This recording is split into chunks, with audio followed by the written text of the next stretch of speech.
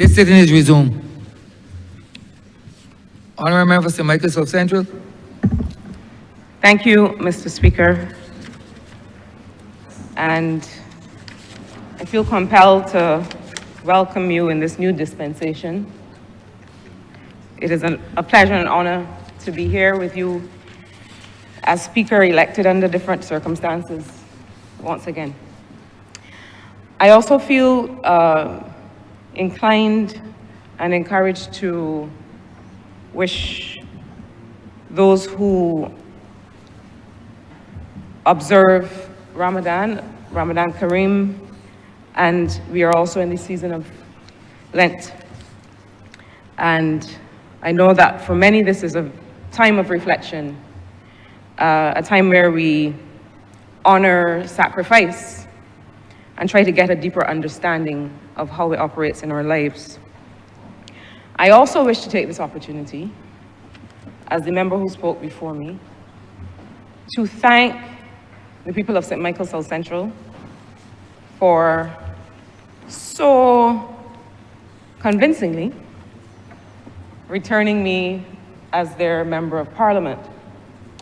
Sir, I imagine that those who have come before me, those who started this political journey before I did, might agree with me that there is a feeling one has, or one starts to develop as a third-term Member of Parliament.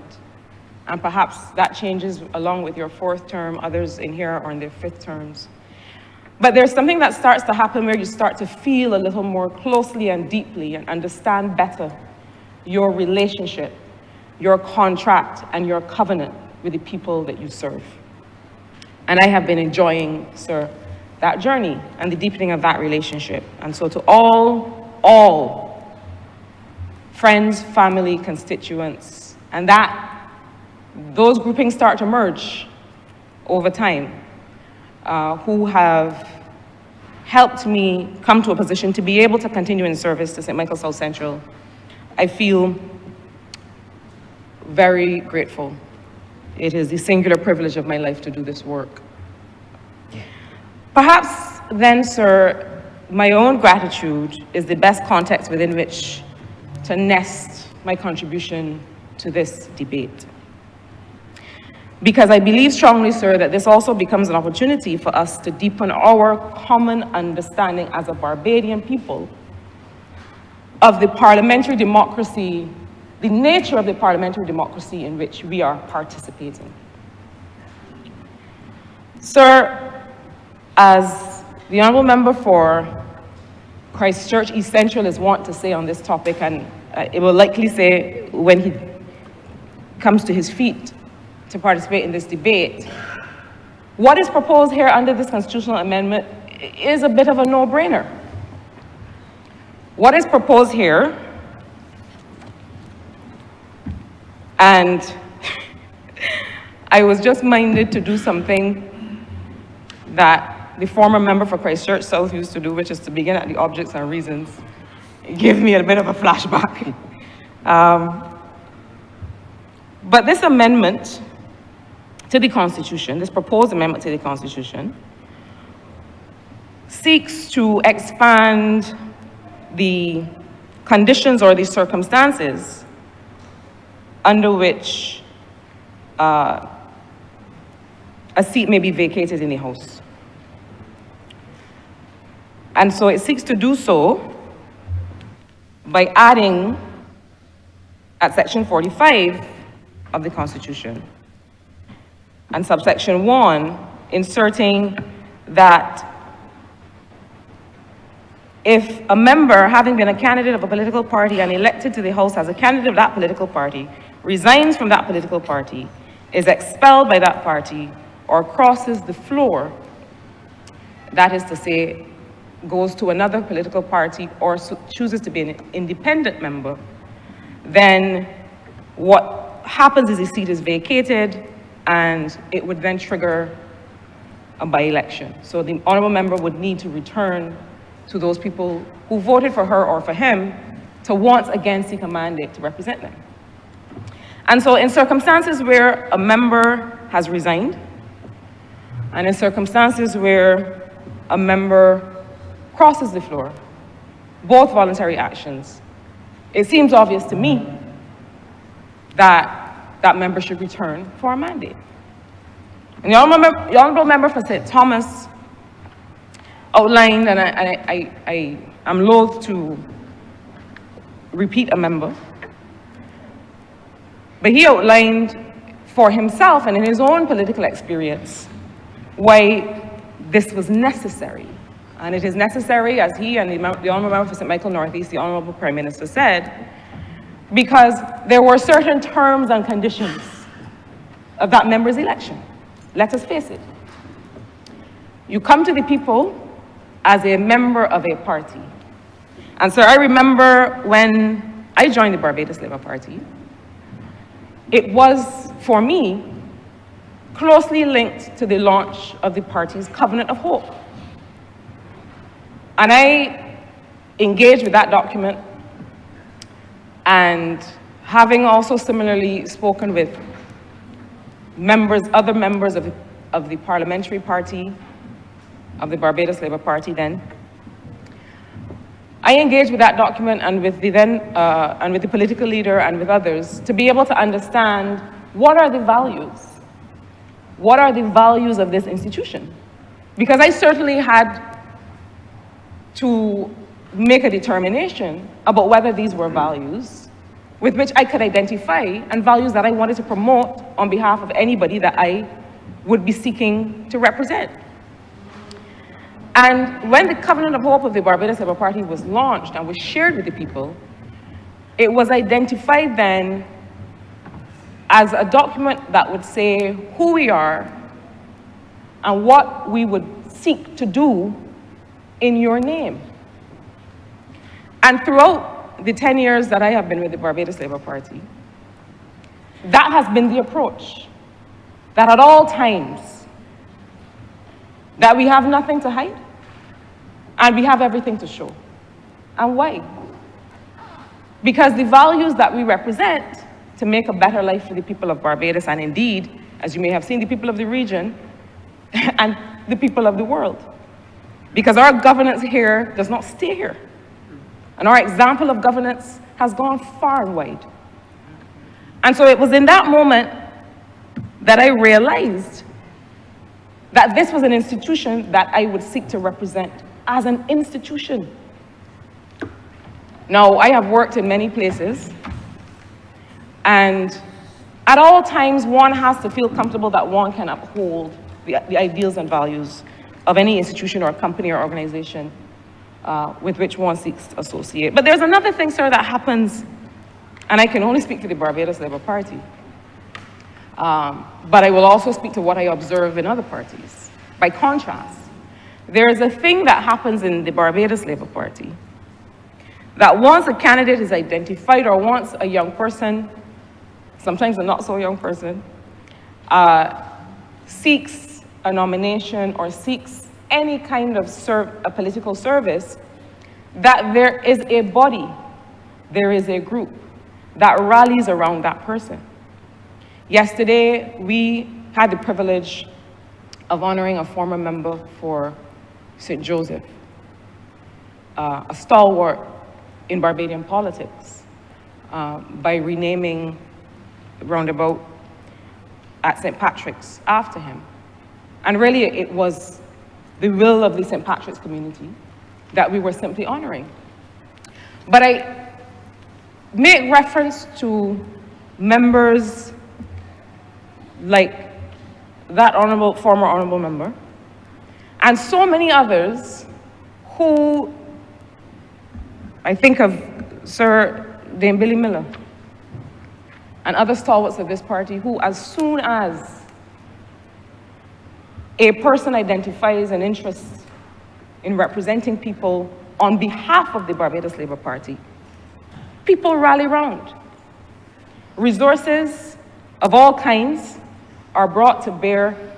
And I'm not talking so much about election campaigns, because an election campaign is one thing and it is a finite operation.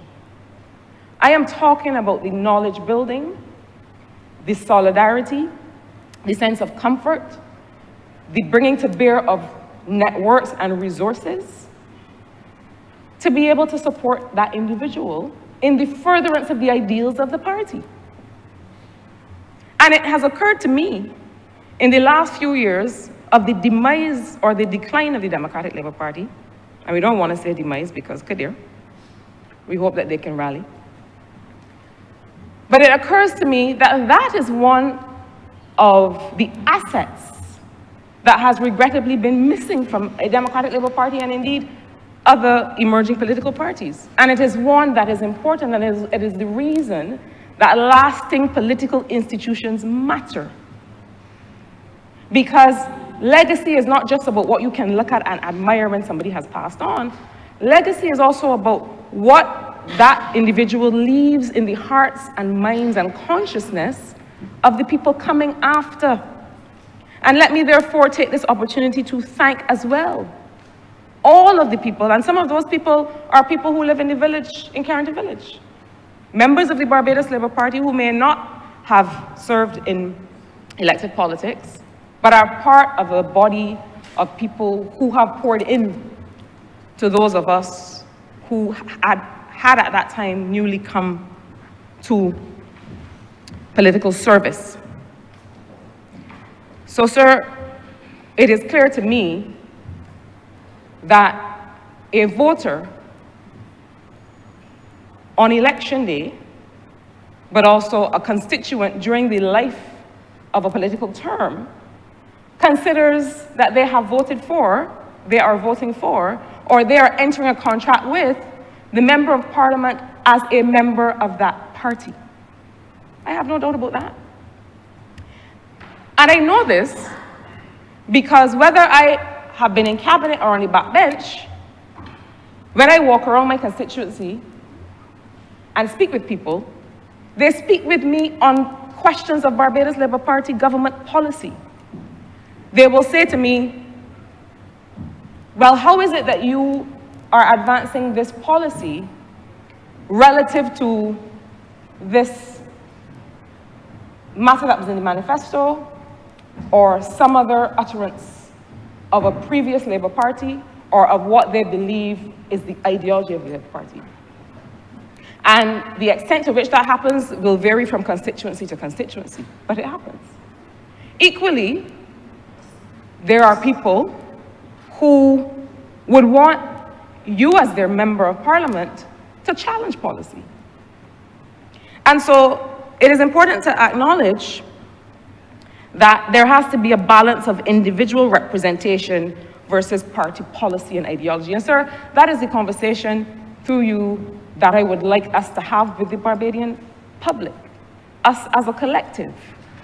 Because I think that this amendment, which I wholeheartedly support, gives us an opportunity to help talk through, as does the parliamentary reform process, as does the constitutional reform process, gives us the opportunity to talk through what it is that we are entering into when we enter into a contract with our representative. It is a contract. And there's an extent to which people understand that they have voted for you as a member of the Labour Party, and if you change your mind, or if you want to be somewhere else, come back and ask me the question again. There's the extent to which that is true. And there's also the extent to which people expect that you represent their interests as you have come to know them from your work in the constituency, and that balance must be honored. There can be no doubt that candidates and MPs need political parties, but political parties also need candidates and MPs. And I say this because I am conscious, and in fact sometimes have a certain consternation about the continuity of political service. Increasingly, it is clear to me and to others that, and as when we were honoring Sir Richard yesterday, that there is a sacrifice that is made. And that, again, there is a balance to be struck to the extent that we want to continue to encourage people to offer themselves for political service. Candidates and MPs need political parties. Political parties also need to create an environment where we are able to keep attracting. And it is not the party itself, it is the political system. The political system, that's why when we talk about parliamentary reform, it is not about any terms and conditions for the people in here now. It is about how do we create the environment that will continue to attract the quality of individual who will continue to put voters and put constituents first. And that is a real concern.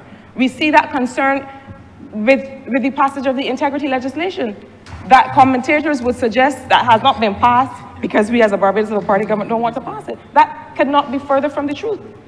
The fact is that there is a sensitivity among those who serve about the sacrifice that they are making and whether they want to make certain information public record because service is sacrifice. And so as we have this conversation, I think these are things that we now have an opportunity to throw some light on. Sir, it seems to me, therefore, that when a member resigns and when a member crosses the floor, it destabilizes democracy to such an extent that voters, constituents, the public starts to feel a bit unsure of the basis for democracy. I happen to feel that if a member, as happened in 2018 and in 2024, chooses to cross the floor to sit as leader of the opposition, that they, just as they have no mandate from the people who voted for them, from that constituency, they similarly have no mandate as leader of the opposition. So, for example, in 2018, when that individual crossed the floor, to not align with an established political party, but to create a new one, whose ideology could be anything, on what authority now are you forming an opposition? Because if you had campaigned or canvassed or spoken to people as whatever party you have now formed, then voters would know what you stand for. But when you cross and become opposition leader, it is anybody's guess the set of principles or ideas that you are seeking to advance in the name of the people that put you there. And so I know that this is it is a provision that exists. If it didn't exist, the member couldn't have done it. But not only does it undermine the choice the voter made by choosing you as their MP for the party that you were representing, but arguably, sir, it also completely undermines the whole basis of opposition parliamentary action. Because I don't know on what basis you are opposing anything. What do you stand for? Where did it come from? And so this is another concern that I think this legislation helps to cure. But sir, I also want to talk about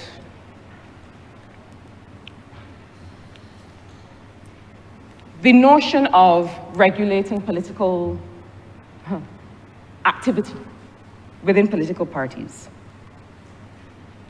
I want to talk to sir about the entirety of how political actors function, whether as members of cabinet or on the backbench. And sir, I am using, with your permission, this debate to be able to advance this conversation with the country.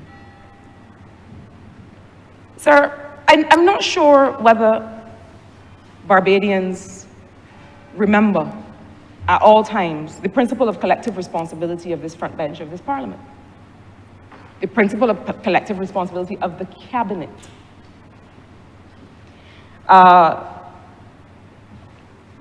And whether we know what is required for a member to break from the cabinet. So arguably it cannot be done. And so I remember Dame Billy Miller saying to me 10 years ago, if you have such a fundamental diversion from the cabinet, as a member of cabinet, you must resign. And I say that because I think that as a collective, we have to understand the contract that we make. Once our member of parliament, for whom we voted, enters into cabinet, cabinet is the place where ideas contend. And we all know how robust and muscular some of that discussion can be. But once a cabinet decision is reached and you leave that room, you have collective responsibility. You may not have uttered a word. You have collective responsibility for the decisions in that room. And so there is a difference, I think, between that relationship, the relationship that you have with your MP, who then becomes a member of parliament. And that I say this because I think it is important for us all to interact with the policies of a government as against the ideology of that party, to be able to make sure that we can, and we would on all occasions continue to support this member and this government. That is the only way that a healthy democracy functions. A member who is not in the cabinet, who sits on the backbench, equally, and I want to address two things in this moment, sir. One, and it came up yesterday in the renaming ceremony for Sir Richard, the notion that a member of parliament who sits on the backbench, who is not in the cabinet, cannot deliver for their constituents or cannot deliver at a national level is rubbish. Because this notion that having a ministry means that you bring the resources of that ministry always to bear is not always possible. And we know that from the different portfolios that members have. I mean, I'm just seeking to speak plainly through you to have this conversation with the people of Barbados. And so in every occasion, in all circumstances, every member has to negotiate for representation for their constituency. Backbench, frontbench, all. Equally, a member on the backbench who's not in the cabinet has perhaps a different and freer scope or space to honestly defend constituents within the parameters of the party's principles. Within the parameters of the party's principles. Always to hold up on one hand the concerns of constituents, but always in the other, the ideology of that political party, not your own ideology. To defend the principles of the party. Once those two things converge, sir, you should be all right. But those two things must converge and there must be a balance. But sir, I maintain that it is important to understand these relationships. And it is one of the reasons I do feel that it is desirable in future constitutional reform to put the political party on the ballot. To remind Barbadians at all times, yes, you are voting for Joe Friendly. You are voting for Joe Friendly as a member of the Barbados Labour Party. That is a part of the contract. This amendment does not seek to do that at this time. But that is not to say that it cannot do that in the future. And I want to address quickly, sir, this notion that a constitution must never be changed, must not ever be changed unless and until we are ready to bring a whole, perfectly baked Republican constitution to the Republic of Barbados. That is like saying to me, sir, that I have a puddle on the floor in my kitchen. I'm not ready to clean the whole house yet. And I will leave that puddle there and keep slipping and falling, passing back and forth all the time until I can clean the whole house. It makes no sense. I agree that a constitution of a country is nothing to be sneezed at. But I do not believe that you must hang around waiting for perfection and waiting for a perfectly baked Republican constitution that ticks everybody's box. And in the meantime, leave yourself exposed to all kinds of motivations for political action and political mischief. I do not believe that. And I think that those who are trying to present that to the public are guilty of not being people of practical affairs. This is not an academic exercise. We are not looking to pass an exam. We're not looking to write a perfect constitution first and then present it. We are looking to protect the interests of voters and people in Barbados. And if it requires that a constitutional amendment is required at the time it is required, then it is required. As we continue to do the work of constitutional review and reform. But I do think that destabilization is an issue that we need to address.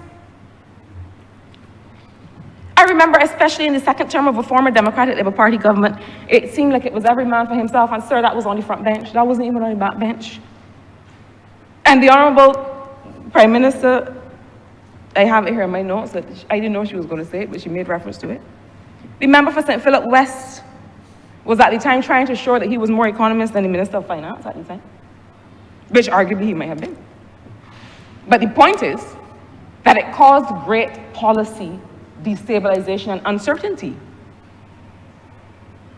And these are the kinds of things that cause people to start to lose faith in their government and in their political systems. But so while we talk about keeping whole the institution of the political party or of the democracy, the institution must also keep whole the member and the constituents who pledged their support. So there should, for example, never be a withholding of government resources from constituents or a failure to execute for constituents of a duly elected member on the grounds of any kinds of internal political dynamics. I make this point to say, sir, that can we legislate one kind of political mischief and not all kinds of political mischief? Political parties have a strange, sometimes strange dynamics. And so if we are looking to protect constituents in this matter, perhaps we should look to protect constituents in all matters of resource allocation across constituencies. Perhaps we should be looking for ways to avoid circumstances in which any resources of the government, as stewarded by any other member, are withheld or not judiciously used on the grounds of internal political dynamics. That is also an area from which we must protect voters, because it happens. And perhaps there are cures for this, afforded by systems in the executive branch, systems in the government, in the cabinet, that monitor indicators of equity and inclusion, not just according to gender or age or ethnicity or socioeconomic status, as we currently do, but also monitor indicators of inclusion according to geographical provenance, where people live. Are all residents of Barbados benefiting equally from the resources of the state based on where they live and by whom they are represented? In other words, to the extent that we as the legislative branch are seeking to help regulate the behavior of political parties and bad behavior brought about as a result of political dynamics, perhaps a legislative branch should equally regulate other kinds of bad faith political behavior that might see voters disenfranchised. I have heard many stories of duly elected members whose constituencies, whose voters, whose Barbadian people that they represent were not able to benefit from state resources for all kinds of reasons. If we are going to talk political mischief and internal political dynamics that may disenfranchise constituents or voters or any Barbadian, let's talk about them all. And so the question then becomes, how far can we legislate this notion of party cohesion or party unity? Or this idea of a unified party system or democracy? I put these things on the table, sir, because I think that it is time for the conversation. And while this legislation is important, because no one wants to wake up the next morning and realize that the party that they voted for, the person that they voted for, against the support of that party, you feel as if the rug has been pulled out from under you. You did not vote for that. And so I support that. But sir, I think that the matter of expulsion is one that may give some people pause. And I support the utterings of the Honourable Member for St. Michael North East, the Honourable Prime Minister, who was at pains to explain how the principles of natural justice must be brought to bear. And I agree. I think not just with political institutions, but with every institution, one may find oneself at a disadvantage that requires adjudication. That happens with all things. But sir, I also believe that political parties, like many institutions, are institutions of unequal power. And it is the reason I like to refer not to this notion of a political class. I do not like that expression. I consider that I am part, sir, of a political service, just like public officers are part of a public service. Because if truly there is a political class in our small island politics in the Caribbean, a political elite who in the original definition of the term live off politics and do not live for people. That's what political class is. I completely dissociate myself from the expression. But if indeed there has been a political class in our post-colonial political systems in the Caribbean, I am not part of it. I would never be part of it. I'm a child of working class people. And indeed, this Barbados Labour Party, for all of the absurd rhetoric about how this is not the party of poor people, and sir, you know, permit me another pause. I do not know how a party that is not a party of poor people would increase and expand welfare benefits and pension benefits, even as we speak and as we get ready for a budget that is to come.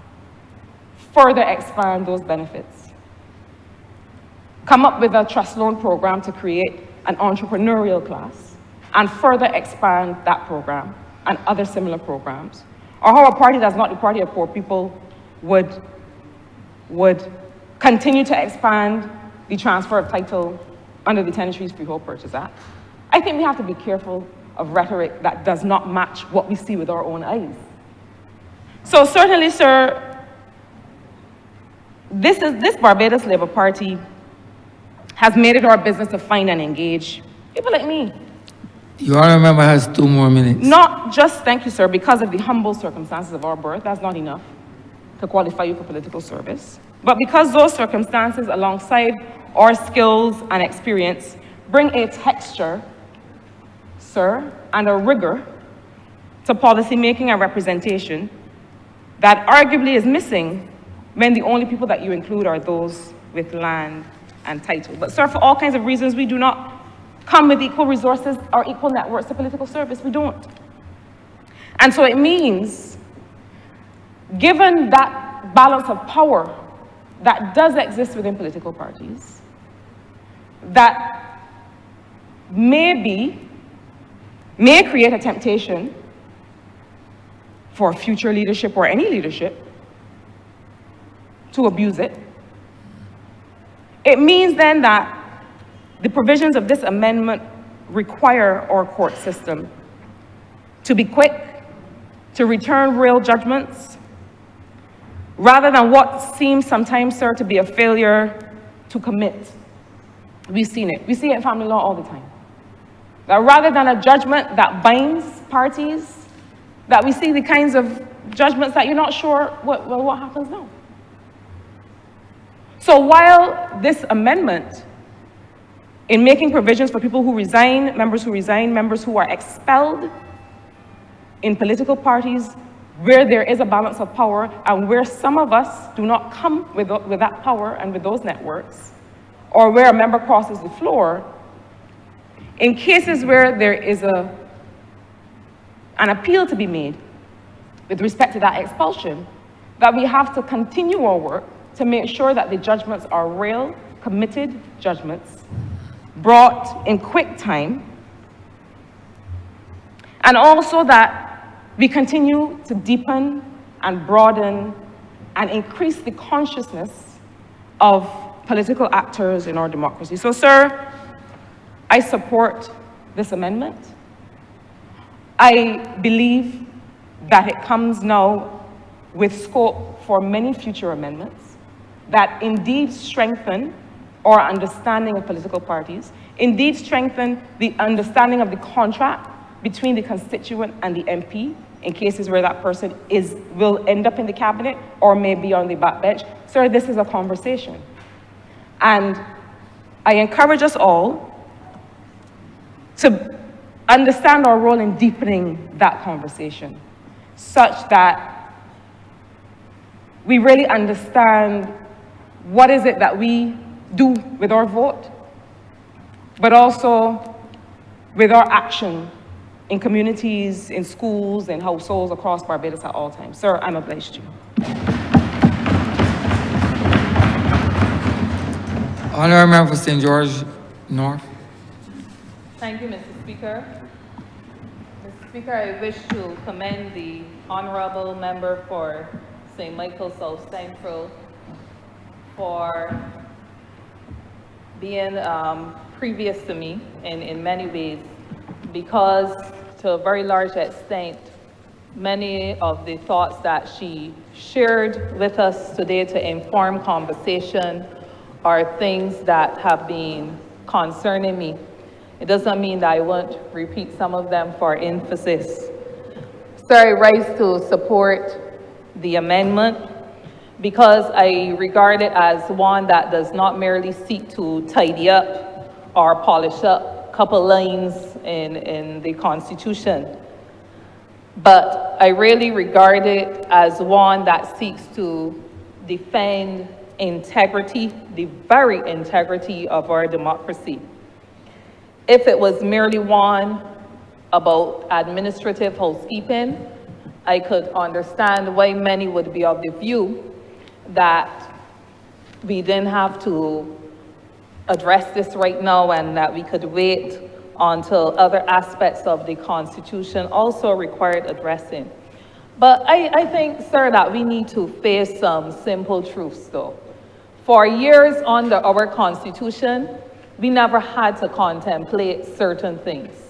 It was probably never even imagined that the day would come when a result could be any number to zero, because it's now 30 constituencies, but it was different numbers in previous times. We probably never contemplated that we would experience a situation where one party got all of the seats in a contested election. And sometimes, sir, when you do not have to experience certain things, there are things that could be tidied up, polished up, that you don't pay attention to it because that eventuality seems a far distance away.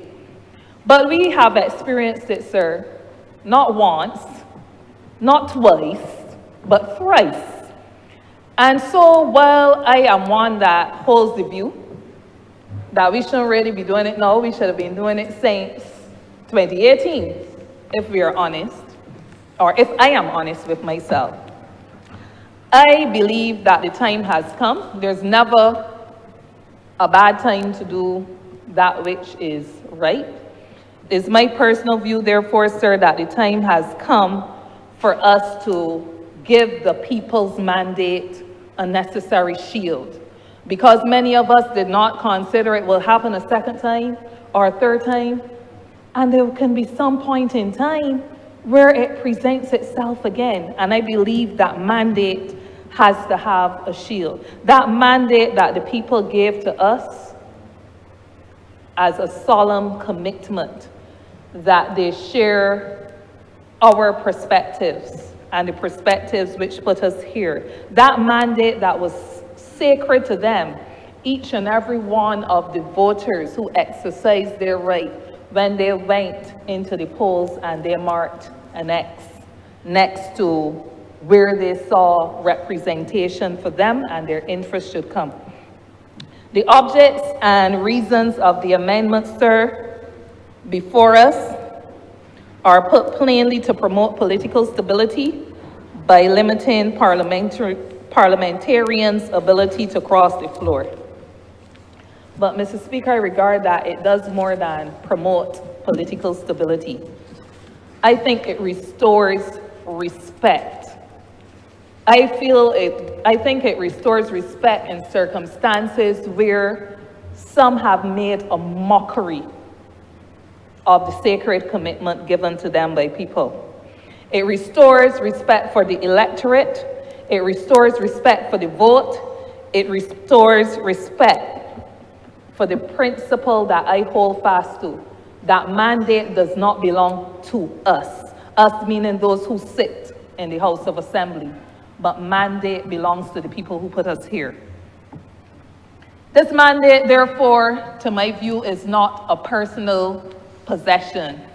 It's not a gift. It's not a trinket. It's not something that we come in here and wave about. People voted for us. People elected us as representatives of a party, as representatives of a party with a program that they support, as representatives of a party with a philosophy that they support. And I think that this amendment comes at a time where we have the opportunity before us to pass it, and therefore have the Constitution reflect that particular reality. At 45, 1H, a section is inserted to make a seat vacant if a member resigns from their party, if the member is expelled, or if the member crosses the floor. And from comments by some, they will take it to be punishment. They will take it to be a government not wanting to have an opposition. But I think that if we look at it dispassionately, we will find that it is not about punishment, but given all that I've said up to now, it's about protection, protection of the voter's choice, protection of the meaning of the vote, protection of the people who vote for mandate and not for political opportunism. So, as I said, a seat once attained or once handed to persons of a party through a vote is not a bargaining chip to be used if I feel happy today with people, or if I feel that there is better opportunity for me somewhere else, I decide that I can switch that. It is really a symbol of the public's trust in us. And I think that this amendment, once we pass it, would allow us to restore that truth. Mr. Speaker, this bill does not rely on rumor. It does not make space for political theater. It establishes or seeks to establish a structured constitutional process.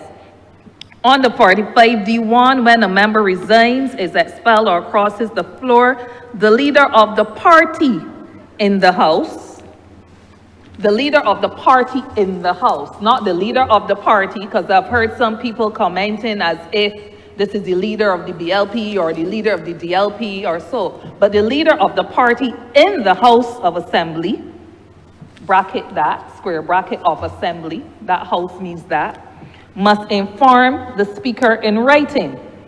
That is why, Mr. Speaker, it is important, too, that the standing orders must therefore be amended to reflect this new reality. Section 45D6, therefore, requires that the standing orders identify the leader of each party's business. So for us, the party in government, the Barbados Labour Party in government, we know who's the leader of government business. The leader of government business is the Honourable Member of St. Michael Southeast, who's the Deputy Prime Minister, the leader of government business in the House. It means that any other party in the House will define who is their leader, the leader of the opposition and so on, and that person has the responsibility to ensure then that the amendment made at 45D1 is not symbolic, but that it becomes operational. So, Mr. Speaker, it goes on then to say that the Speaker then shall, not that the Speaker may or that the Speaker might, but the Speaker shall make a declaration at the next sitting. This bill before us is therefore about giving constitutional order. Now, I understand that there may be some concerns of some, that there may be some fear of political ambushing that can take place. And I recognize that too as a party's concern. And the Honourable Member for St. Michael Northeast, when leading on this bill earlier, was very clear to outline the guardrails that there are in the BLP's constitution to prevent people from being ambushed. But I'm sure that there are other members in recent experience in another place that would understand that the Constitution may not have been as tight to provide the same guardrails, and so there will be concerns that you can be ambushed, but I do not think it is the place of an amendment or the bill before us to do for parties what parties must do for themselves to make sure that their constitutions are tight. So I will submit that if I'm a member of any institution, I'm going to make sure that the terms of that institution, as displayed in the Constitution or any rules and regulations, are not those that I feel can ambush me in any way politically or otherwise. The law, I repeat, cannot attempt to fix for parties what parties must fix for themselves. Mr. Speaker, I'm happy that the bill before us draws a very sharp contrast, draws a very sharp line, actually, between crossing the floor and resignation or expulsion. Under 45D2, it says that if a member crosses the floor, they forthwith, not later at some time, eventually, but forthwith, they vacate their seat. And why? Why is this different to resignation or even expulsion? It's because crossing the floor is the most direct betrayal of a mandate. You may resign for different reasons. You may resign on account of illness or on account of some other things. But when you cross the floor after people voted for you, not as an independent, but as part of a political party, and you cross the floor, that is the clearest repudiation of the platform upon which you were elected in the first place. And I know that there are some people who may hold a view that all the votes I got ain't come from the political party, or it had nothing to do with the leadership of the party. And some might hold that a quantifiable amount, if not a majority, may have been their personal votes. And that could very well be true, but Mr. Speaker, what better way to verify than to go back to the people who put you there then, if that is the belief. Certainly, if I held that view, which I do not, because I've had occasion to study the votes cast and the votes received by members in contested elections from 1956 up to the one that was concluded just under 2 weeks ago. And I can see clear patterns of how things changed over time and how things stabilized, particularly between 1999 and present, to give the Barbados Labour Party a platform where I can argue, like others have put, the honorable member for St. Thomas included, that you see where party votes emerge.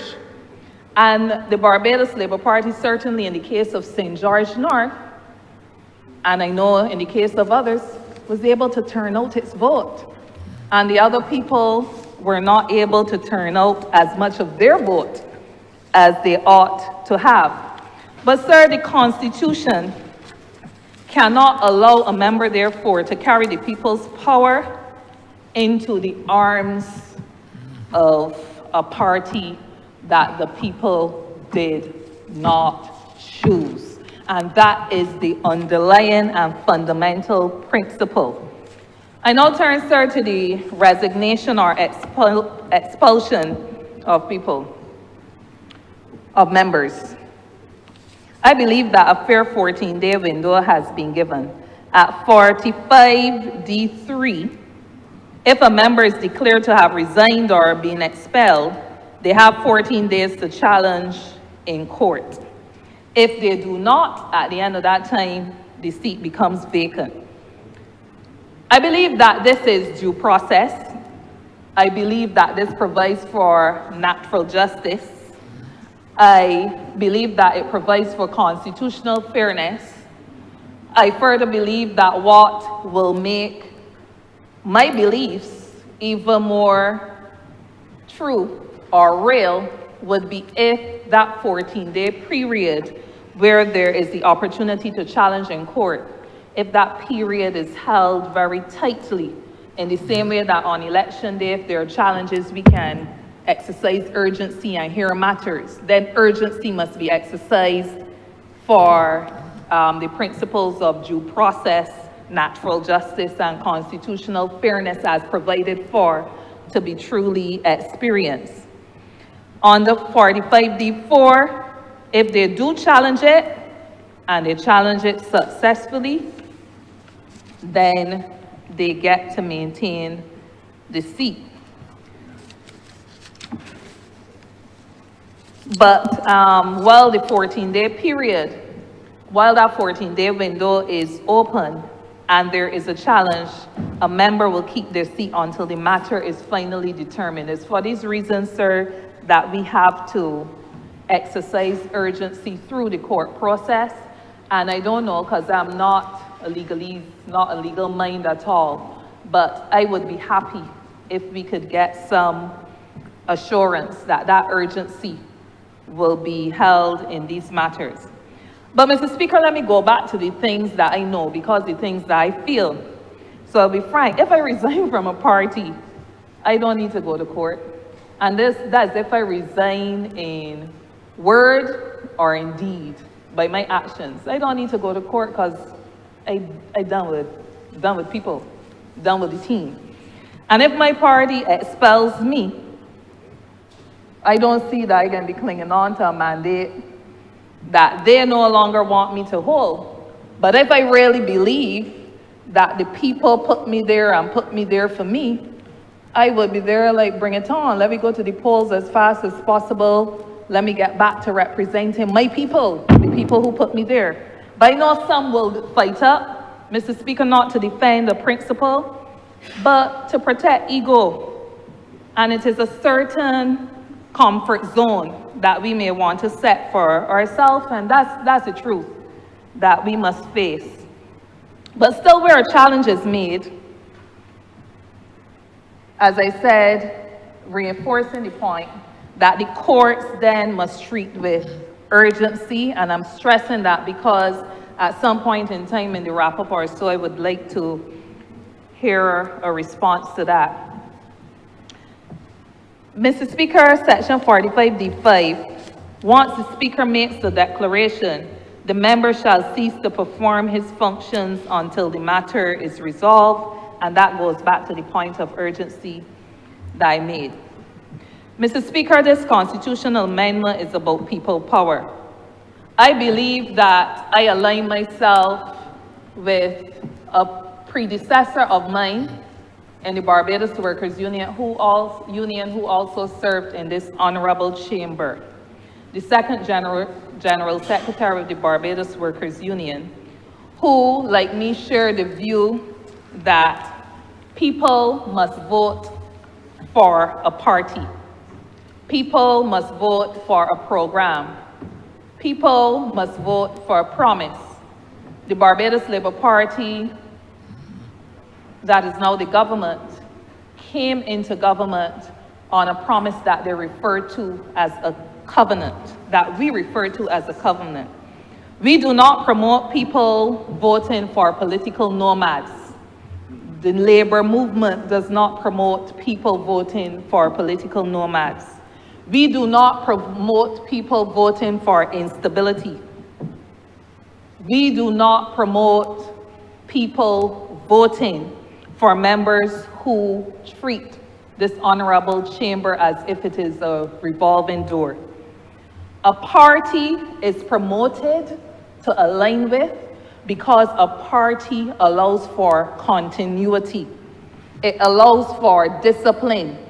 It allows for direction. So if you break the covenant that you set with the people can hold you accountable to it. A Lone Ranger, let's face it, and the people know it, cannot achieve structural change without an organized movement behind it, whether that movement is a union, whether it's a political party. So that when you are in your canvas and people tell you things like, this road is not being fixed, so I don't know if I want to vote for you. My house has not been repaired. I don't know if I want to vote for you. Don't vote for me. You think the Lone Ranger going to be able to deliver it to you? And that's the reality. And that's how we sometimes have to speak truth to power and get people in a very reflective state of mind that they can understand what they're actually saying. I don't mean that a person therefore must go and hijack another party. You must have that movement, the movement behind you truly, not because you put yourself there and was able to do all the machinations to keep yourself there even when you're not wanted, but you must have the movement of some base behind you. When a member crosses the floor, they are not exercising conscience. And let's get that straight. They are overturning the will of the voter. And the Constitution must not allow that. And the Constitution, this bill, belatedly, now puts us in a position that we won't allow that once it is passed. This bill says to the people that your vote is final unless it is returned to you. It says to the people, your mandate is respected. It says to the people, your power is not transferable.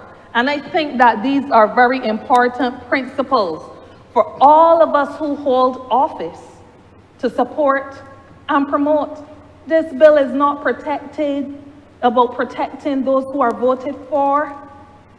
This is about protecting the voter and the mandate that the voter has given. Mr. Speaker, let me also be clear and permit me to speak now a bit as a Labour leader, also who is a member of Parliament. My support for this bill is not blind to party failures. I want to repeat that. My support for this bill is not blind to party failures. I am a leader in the workers' movement. My loyalty every day for the last 21 years of my life explicitly has been to working people and their families and not to a political brand. I remember when I was invited in to join the Barbados Labour Party, I looked up in a doorway and I said, that exit can be an entrance. The entrance can be an exit. If today I join and I lead the movement, usher the movement in, because I expect that better can be delivered to working people and their families, and that better is not delivered, I'm not committed to a brand. I might not cross a floor, but I don't think it will be my choice to, but I think it will be my duty to. As long as I'm committed to the workers' movement, my duty would be to leave if it no longer serves the people. And that is what was the experience in the mid-1950s. And I spoke about this when my predecessor, now the Right Excellent Frank Walcott, and the Right Excellent Errol Barr and others determined that the Barbados Labour Party was no longer reflecting what they supported as a movement of workers, helping working people, that their objectives had somewhat shifted and they were no longer addressing the needs of the ordinary man. So they decided to leave and form a Democratic Labour Party, who since then no longer reflected the views of the ordinary man. Not after 2013, when so many thousands were sent home just like that, without consideration to due process and so on, and more cases that is not the Democratic Labour Party that was formed. And so, Mr. Speaker, those leaders abandoned the Barbados Labour Party in the mid-1950s. But I hasten to say that that's also the reason why I allowed the Barbados Workers Union to realign in 2020. Because here it was that there was a party in power saying, we want to reconnect, we want to realign to the needs of the ordinary man and woman. And that's why I came in. And that's why, Mr. Speaker, I'm saying that when you are from the labor movement, you don't wave a party flag willy-nilly. You will continue to support a brand as long as that brand supports the needs of the workers. So as a union leader and as a member of parliament, always I will urge people to vote. I will always urge people to vote for the program that protects working families. I will always urge people to vote for the program and the party that is supporting national development. I will always urge people to vote for the leadership that is promoting democracy. And our people must therefore learn to vote strategically and not emotionally. We must learn to vote for the uplift of working people and their families. We must not align with a party simply because that party is the party we've always voted for. We must align with a party because we believe and we know that that party has the machinery to deliver, and we must be guided by solidarity for the many and not for the few. You will never be able to please everybody. I hasten to say that. But the machinery and the commitment must be in place to deliver for the many and not for the few.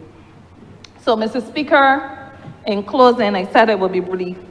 Let me close with a plain truth, repeating what I said for emphasis. The mandate belongs to the people.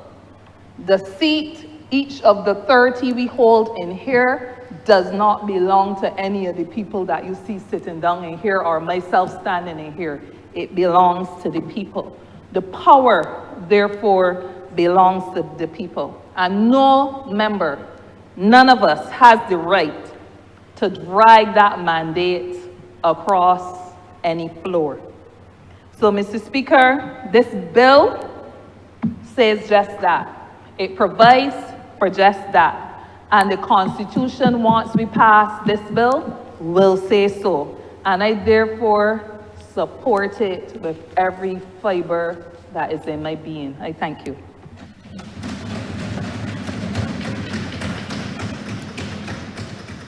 Honourable St. Philip North. Thank you, Mr. Speaker. It is fortuitous that you're back here today under the mandate of an independent speaker. And with that, I am asking for your indulgence and to be open-minded as you usually are. But I have questions on this bill, and of course I have reservations.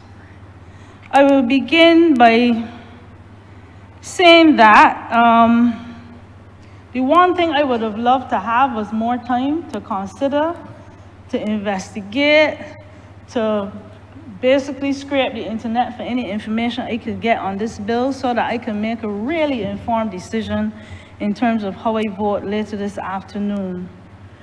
But time did not permit, and I'm still wishing that we could have a little more time to discuss it. I have the Prime Minister, the Honourable Prime Minister said earlier about there's certain things I think are not worth the fight, about stating the definitions of some of the things like crossing the floor and what's the other one I wanted to say? Like crossing the floor, for instance, political parties, for instance. I tend to disagree. 50 years from now when I'm in my grave or in an incinerator, language changes. Fat is no longer obese, fat is cool. Gay is no longer happy, gay is something else. Tea is no longer what we drink, it's information or gossip. And I think it's important to put definitions in legislation so that for future, everybody and anybody can understand as language changes. Crossing the floor is not always fruitful. The members that spoke before me insisted on that. But reading a little bit more on the history of crossing and so on, I can say that it has been fruitful in some instances. We have the great example of Errol, the late, most honorable Errol Walton Barrow, who left the Barbados Labour Party and basically started a force to reckon with, the Democratic Labour Party, which sadly all of us are seeing the demise of it, which I really do not want to happen. That was a fruitful crossing. We have seen the late Right Honourable Owen Arthur cross to become an independent. And anybody in here that would say he did not make valuable contributions in Parliament as an independent till he came upon, can't remember if he ran the elections after that, would be lying. That was a valuable crossing, Mr. Speaker. I took a little time this morning, I really couldn't sleep last night, thinking about this bill, and I remembered us discussing the Parliamentary Reform Commission report, which I know the House has, if I'm correct. And I'm seeing a part, and I would like your embellishment to read the part that jumped out at me. And it said, aside from potential issues of the constitutional right to freedom of association, the right to cross the floor is an important element of opposition in a democratic society. Specifically, a parliamentarian may feel that he can no longer associate with or support a political party of which he has been a member. It is in the interest of democracy that he should be free to do so. If the electorate is dissatisfied with his decision, that will be, and often is, reflected in the next general election. And this was the majority of the members here that said this, not the minority. I am bearing these things in mind when I have to think about what this legislation means. And I think the Parliamentary Reform Commission was an important commission and it served a purpose. Then, when I went on reading this morning on the Google, that's the doctor for everything, I came across, and you should know about this, Mr. Speaker, the Commonwealth Latimer House Principles, and I'm sure you shook your head, so you're very familiar. And I read certain things, and part I was reading, it was associated with what was happening in Trinidad and crossing like that. But this is a Commonwealth. I think, as far as I remember, we are part of the Commonwealth. It started with preserving the independence of parliamentarians, that the freedom of speech and debates or proceedings in Parliament ought not to be impeached or questioned in any court or placed out of Parliament. It says at number 2, security of members during this parliamentary term is fundamental to parliamentary independence, and therefore, A, the expulsion of members from Parliament as a penalty for leaving their parties, i.e. crossing the floor, should be viewed as a possible infringement of members' independence. Anti-defection measures may be necessary in some jurisdictions to deal with corrupt practices. It goes on in B, laws allowing for the recall of members during their elected term should be viewed with caution as a potential threat to the independence of members. C, the cessation of membership of a political party of itself should not lead to the loss of a member's seat. Now you smile, you're familiar with what I'm saying. It struck me also, and I'm asking the question of myself and the rest of the House, do we have the right to determine by constitutional reform the way forward for other parties? The Barbados Labour Party will not be in government forever. It will come back, it will go, it will come back, that's just history. Do we have the right as a parliamentary group to determine what other political parties do, how they treat their own in terms of crossing and everything? Why is this a constitutional reform subject? Why not just legislative? These are questions that I'm interested in. Politics is a temporary job. We all know that. I was told that by one of the gentlemen that crossed over 2 elections ago. And it struck me as true. We won't be here forever. And I'm wondering if we have the right to impinge on their rights or their views or their actions. Expulsion from the party, the members that spoke before me spoke about this. I think that, and this is internal. You can't help but say that's within a party. These are internal issues. And I don't believe, and I know they have 14 days to take it to the court, I don't believe that an MP should have to vacate the seat if he's expelled by the party. I don't know, I heard the reasons that you can be expelled for our party. I don't know how it stands for the others, but I am questioning that as well, and I would like to ask for clarifications. If I want to use crossing the floor in a proverbial sense, quote unquote, crossing the floor, both parties in this way have benefited, both major parties have benefited from such. As I look around this very room and think about the other house, we have benefited from people not crossing the floor, the literal floor of Parliament, but crossing from one party to the next. How do we sit as a government and not bear this in mind when we speak about crossing the floor? It may not be a cross at election time, but in essence, it's a cross for the benefit, at least the perceived benefit, of an individual party. These are things, and we try not to look at the public, but as an MP, I have to bear in mind what the public is saying. All morning I was reading while I was listening on the comments that people are making, some good, some bad, some for, some against, but they have to be borne in mind. The Constitution, as far as I am concerned, deals with the organization, structure, function, powers of the organs and agencies of the state. In my view, not political parties. These are some of the things that I want, well, clarification on. As I said, I would love, and I'm sure other members in here, especially the backbench, would love a little more time to actually research what's happening, to deal with what is happening in other jurisdictions, what the law says if it did come to play. I'm seeing one more with the Latimer principle, but Latimer House principle. But that might not happen. I understand it's coming to the Senate soon, but these are some of my concerns, and obviously will not be long. Personally, and the Honourable Member for South Central, St. Michael South Central, said it shouldn't be personal, but I think personally, I understand everything that is happening. I don't agree with the expulsion part.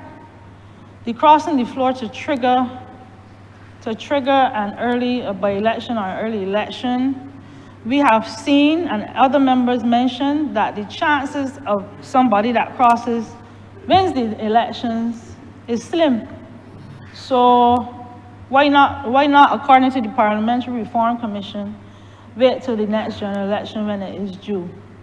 These are things I have in mind, Mr. Speaker. Thank you for the 10 minutes I had to speak to you. Please bear some of what I said in mind, and I will take my seat. Thank you very much.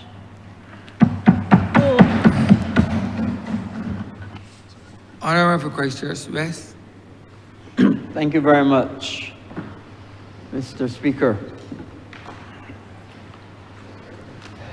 Now, Mr. Speaker, as I look around this honourable chamber,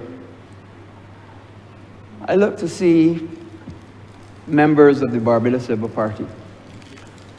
And I think certainly from what I can see, am the longest, or if not the longest, almost the longest, member of the Barbados Labour Party in this honourable chamber. I was a member, in fact, this year is 40 years that I've been a member of the Barbados Labour Party.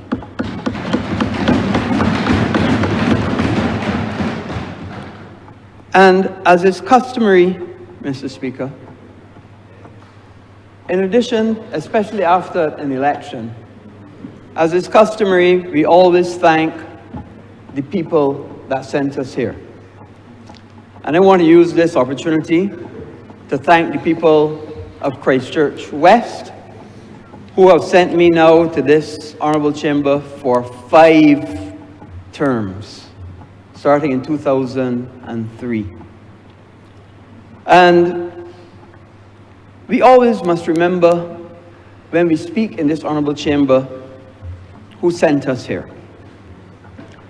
Now, also as is customary, when I get up to speak, I always start with, I support this bill. But you know, Mr. Speaker, elections change lives. And in fact, I went through a whole election campaign saying elections change lives. And although normally I get up and say, I support a bill, today is a different day. Now I am a backbencher. I'm free to speak my mind. I am no longer a member of the executive. But am I free to speak my mind? And that is the crux of this bill. Am I free to speak and say what I feel as a person without fear of expulsion, without fear of not towing the party line, without fear of thinking that my utterances can be used against me? And that is the crux of this debate. That is the fundamental crux of this debate. I fully agree, I fully and wholeheartedly agree that if you cross the floor, that you should go back to the polls. I fully agree with that. The part that I had difficulty with is whether somebody should be expelled from a party based on their utterances or positions that they have taken. And I listened to the Honourable Prime Minister, and we discussed it amongst ourselves at length. And I have come, after deep reflection over a significant period of time, to now agree with that aspect to it. And I'll explain to you why I agree. We often say that I must respect the people that sent me here. And yes, the people that sent me here are the people from Christchurch West. But the people that sent me here are also the Barbados Labour Party, though. They're also the people that sent me here. And when you think about it, all of us have benefited from everything that the Barbados Labour Party provides in an election. The Barbados Labour Party provides this, a manifesto. I didn't write this manifesto. Well, I didn't write the manifesto by myself. We had help, and we all come together and write a manifesto. And I know that I wouldn't want to steal the thunder of the Honourable Leader, because if I were to read from it, I had to make it a document in the House.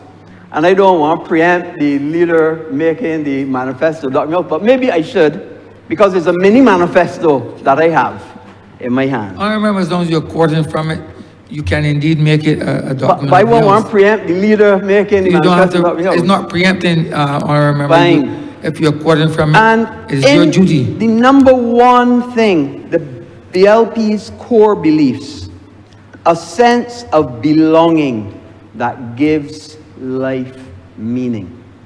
Now, I started by saying that I have belonged to the Barbados Labour Party for 40 years. So therefore, I internalize and I accept the core values of the Barbados Labour Party. And if we accept that when we enter these chambers as elected members, we enter these chambers and we benefit from the record of the Barbados Labour Party.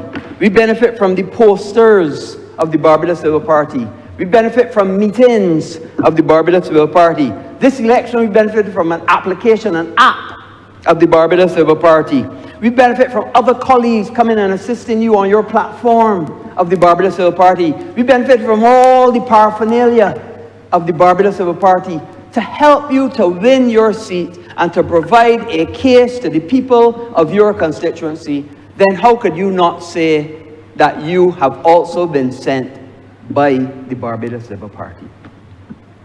So if you have a duty to know that you've been sent by your constituents, you also have a duty to know that you've been sent by your party. And if you internalize and accept that, then of course you would have to accept that if you in some way speak against or your party has reason to expel you, then you have to accept that then you must go back to the electorate who have sent you here. Now, Mr. Speaker, I also looked at how does this affect other political parties? Because when we change this constitutionally, it affects how other political parties formed and even not yet formed will be able to respond and have responses in this honourable chamber. And let's give an example. Let's think about it a little bit. There was a coalition party, PCP, People's Coalition for Progress. It's an unfortunate name because that's actually a hallucinative drug. PCP, phenylchlorohexidine, pyridine. Maybe they were hallucinating, I don't know. Amphetamine, Honourable Member? There you are, Mr. Speaker. You well know. PCP was a well-known drug for years. But let's go there. Bear with me for this. Suppose, for argument's sake, that a member of a coalition party happened to win a seat.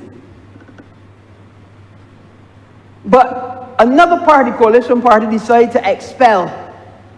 Well, how then does that expulsion work in a coalition? And I must tell you, this is not my original thought. This is a thought that comes from the youngest member of this honourable chamber, and I had to agree with her.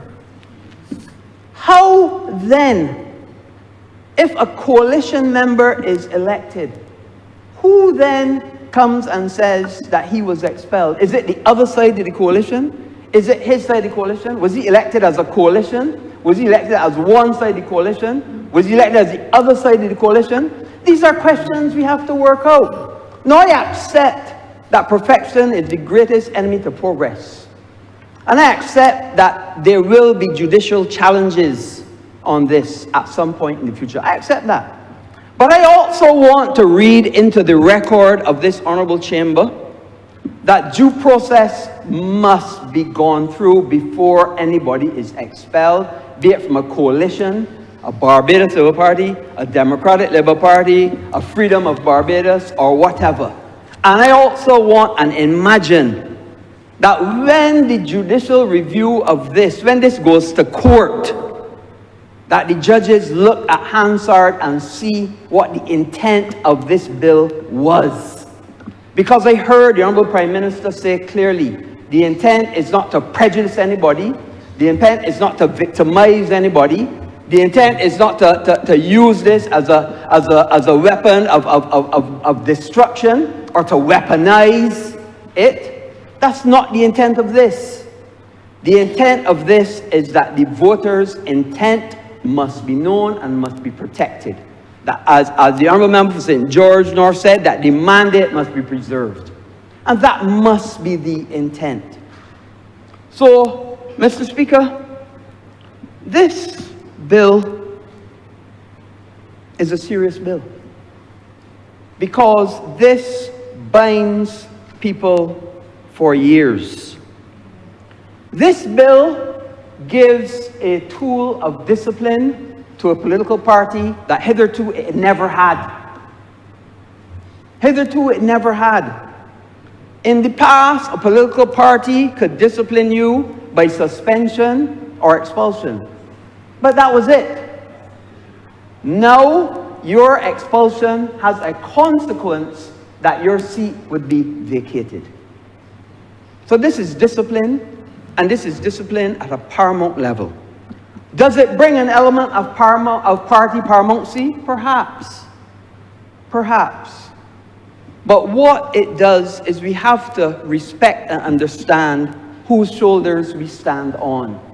Mr. Speaker, we just came out of an election, and I'm sure all honourable members would have heard when they went house to house, I love the Prime Minister. I vote for Barbados Civil Party all the time. My father before me, my grandfather before me. Because whether we like it or not, people vote for I said three things, now I feel it's four things. People vote for leader, people vote for party, and people vote for candidate. But the fourth one I've learned, people also vote against the candidate of the other side as well. And that's what they do. So people actually vote for four things.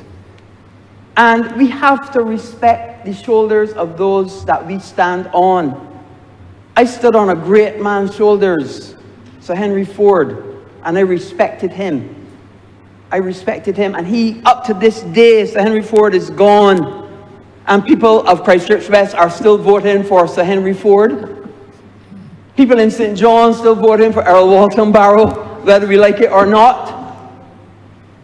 And that is because a party and the strength of a party and the policies that touch that person are the reasons why they vote. So we do not come to this honourable chamber by ourselves or on our own. We come with the history of those who went before us. We come with the strength of the party, and we come with the strength of the policies that a party looks to institute, and we come with the strength of a record. So, although I normally start with saying I support, I will end with saying I support. This is a strong and consequential amendment that will go on for years. I have no doubt. And all I ask is that due process is adhered to, and that not if when it comes to court, but when it comes to judicial review and when it comes before the court, that the judges look and see from Hansard what the intent of this bill was. That it is not used to weaponize, that is not used to get rid of a member and force by election for whatever reason, because that could never be the intent. But the intent is to preserve the mandate of the party and preserve the mandate of the people who have sent you here. And with those few words, Mr. Speaker, I'm obliged. Honourable Member for St. James North. Thank you, Mr. Speaker. I rise to lend my voice to this debate and bill. And let me at the onset state that unequivocally I'm in full support. But I also want to thank God, of course, for being here, and to also thank the good people for St. James North for re-electing me and sending me back to this August chamber. And I also want to thank, of course, the party of which I'm proud to be a member and with, and on whose platform I'm in here, having gone to the electorate of St. James North. And it's on that basis that I start, because with respect to where we are, we have to now make it very clear that strong institutions, and I repeat, strong institutions operate on the basis of trust. Strong institutions operate on the basis of trust.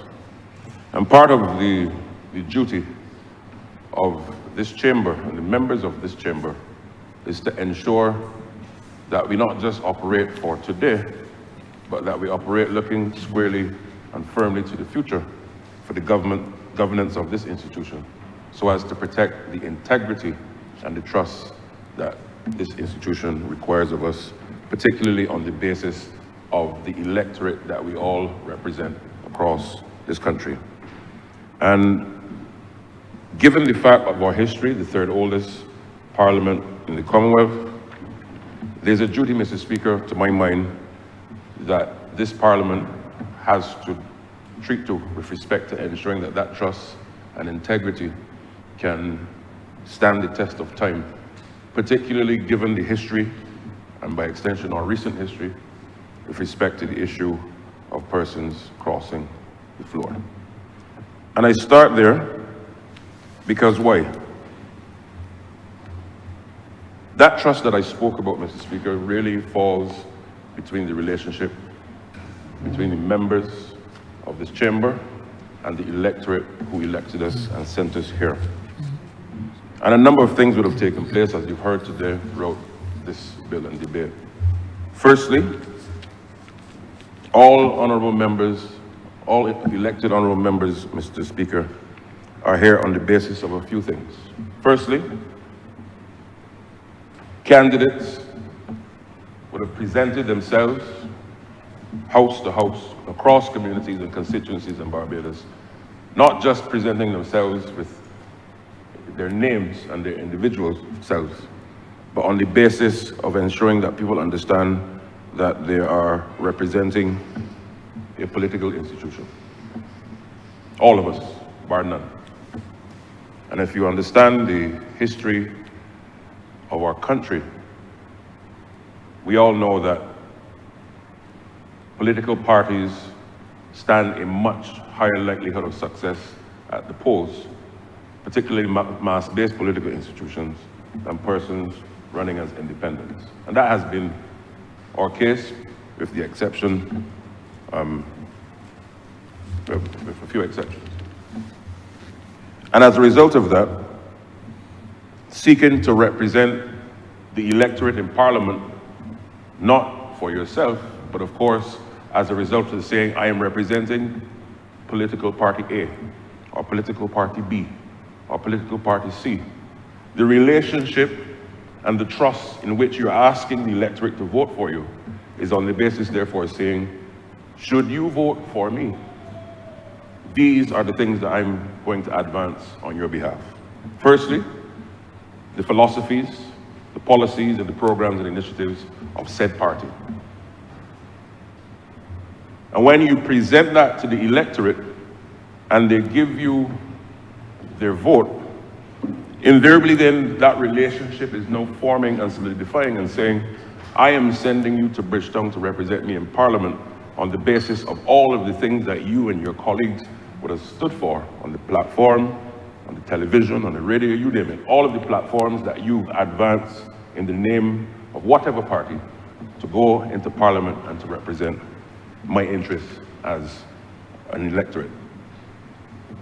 And it therefore means that when you're elected to do that, Mr. Speaker, particularly advancing the issues of your constituents through the lens of your political institution, and notice I didn't say government, but through the lens of your political institution, it means that that trust is that on the basis of what you presented to them, they expect you to advance their interests and to represent them through the lens of what you've asked them to vote for.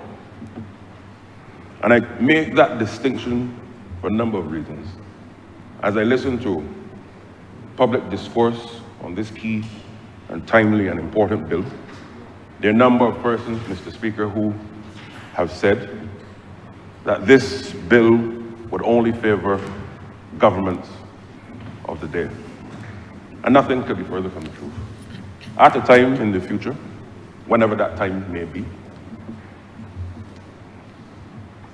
in circumstances where there would be, for example, an elected opposition, should a member or members of the elected opposition also want to cross the floor into the governing party, they too will have to fall within the realms of this bill. And it therefore means that what we're trying to now do is to carve out a situation where that the governance and integrity of Parliament represents the trust given to that elected member at the time of the poll when they went to vote. And the idea that you can just cross from one side to the other as an elected member without going back to the electorate that sent you there is not only a breach of trust, but it goes and erodes the confidence in which people ought to have in the parliamentary process. And therefore that parliamentary process, particularly in the context of reform, is key, particularly when we're also talking about ensuring that we can now make sure that the levels of, for example, voter apathy. When you talk to people and you move about the country, Mr. Speaker, persons lamented in 2018, in 2022, well, 2024, but in the 2022 term, in the middle of the term, that we had a situation where, as you've heard before and as we know as a country, we had, in two different instances, members who were elected by the people on a platform of one political party, but for whatever reason, they then crossed the floor without getting a fresh mandate from the people. But we all see, Mr. Speaker, what has happened in those circumstances. Because people in Barbados and the electorate, in my view a very sophisticated one, have made it very clear, in no uncertain terms, that if you are going to cross the floor after having stood on a platform, coming house to house, using the resources of a particular political party, and then for whatever reason you believe that you are a big McGuffey, and that you can go it alone and disregard the people, then you will have to deal with the consequence, not in here, but out there in the election world.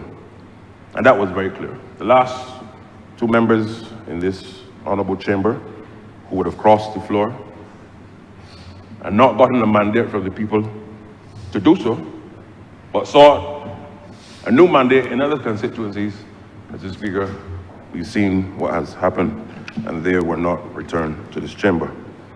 But there's also another thing that I want to focus on very briefly, because I'm not going to be too long, because a lot of what I would want to say has been well articulated by my honorable colleagues. There's a phrase and a term in the body politic, the will of the people, Mr. Speaker. The will of the people. You hear it from different platforms, different parties. And you hear oftentimes colleagues and candidates saying, should it be the will of the people? Should it be the will of the people, I will do. Should it be the will of the people, we will. A down to Z. What is the will of the people? That as a slate of candidates, yes, 30 individuals, but as a slate of candidates, we advance philosophies with respect to infrastructure, taxation, education, sport, you name it.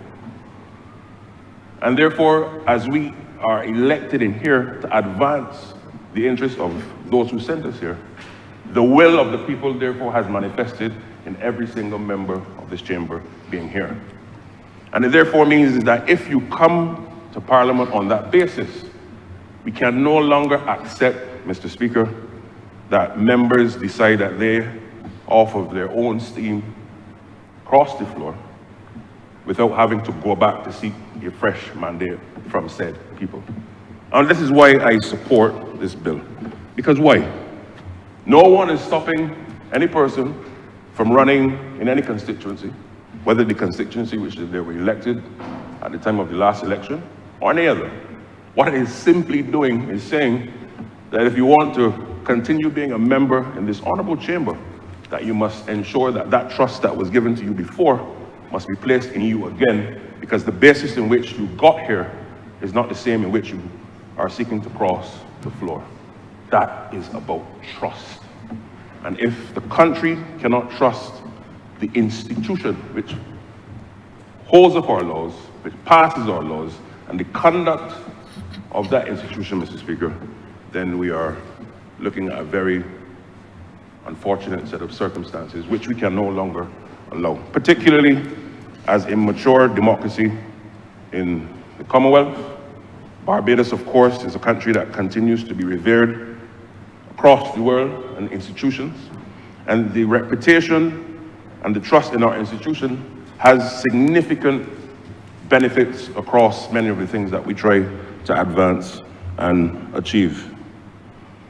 Now, when you look, therefore, at the issue of and the debate of recognition of parties, I touched on it briefly, but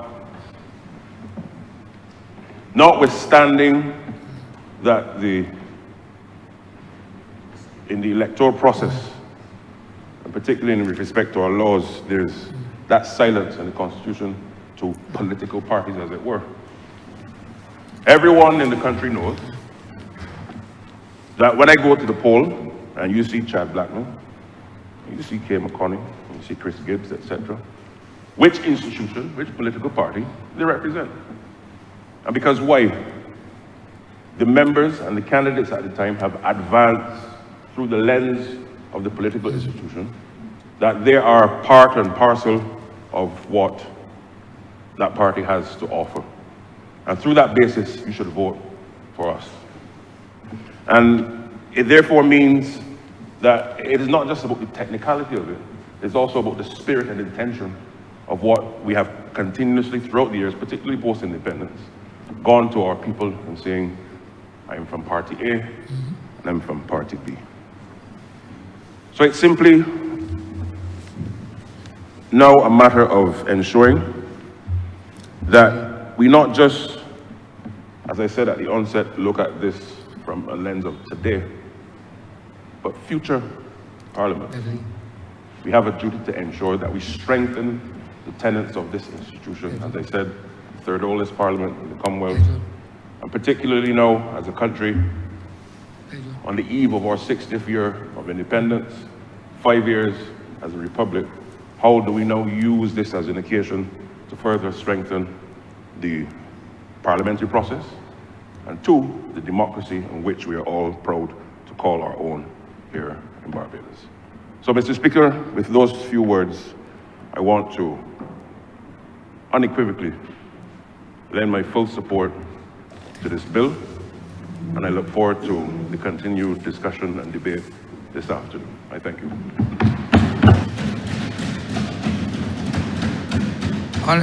Honourable for Christchurch South.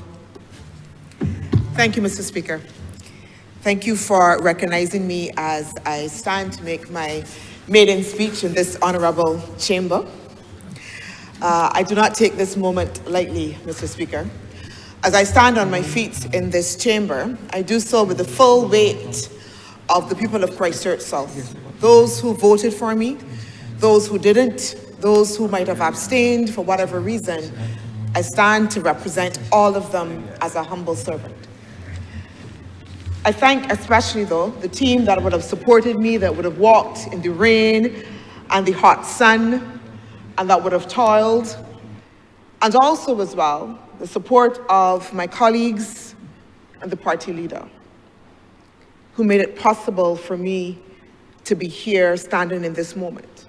And of course, I thank my church, and I thank the Lord who has purposed me in this moment. It is not lost on me, Mr. Speaker, that I stand to speak on a bill, the subject of which has had the most recent impact on the constituency that I represent of Christchurch South. a constituency that has had the unfortunate position of having what I call a shadow representative. A representative that left them not once, not twice, but 3 times. Absentee, shadow representative. He left the constituency because he withdrew himself from them. There was a point at which the constituency no longer saw him, heard him, or felt him. That was one. The second time, he crossed the floor. He crossed the floor with no responsibility to be able to say to the constituents, I am departing.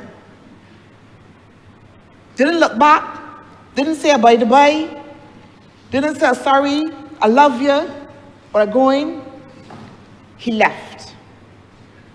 And the third time, he announced that he will no longer be seeking the seat for Christchurch South, but he would be going to St. John. Left. No responsibility. When I started to walk in Christchurch South, Mr. Speaker, as a candidate, I was met with a wall of hurt in Christchurch South, an absolute wall of hurt. There was disappointment, disillusionment, frustration, and outright disdain for the political process. I met this lady, and she's become a pinpoint for me in my walk. And I beg your indulgence, Mr. Speaker, as I use the dialect that she greeted me with. At the time that I met this lady, I was not asking for a vote. I was actually in the process of my nomination. And she said to me, you can't come here asking me and begging me, she said, to vote for you. For that party, is what she said. You cannot come from that party. She'd voted once in her whole entire life. One time, a mature woman. And she'd voted then for the then representative. You can't come here from that party. Because Wunna, she said, Wunna, send a man who I vote for, and then he left. She said, if that is the type of politics that Wunna bring in, I want no part of it.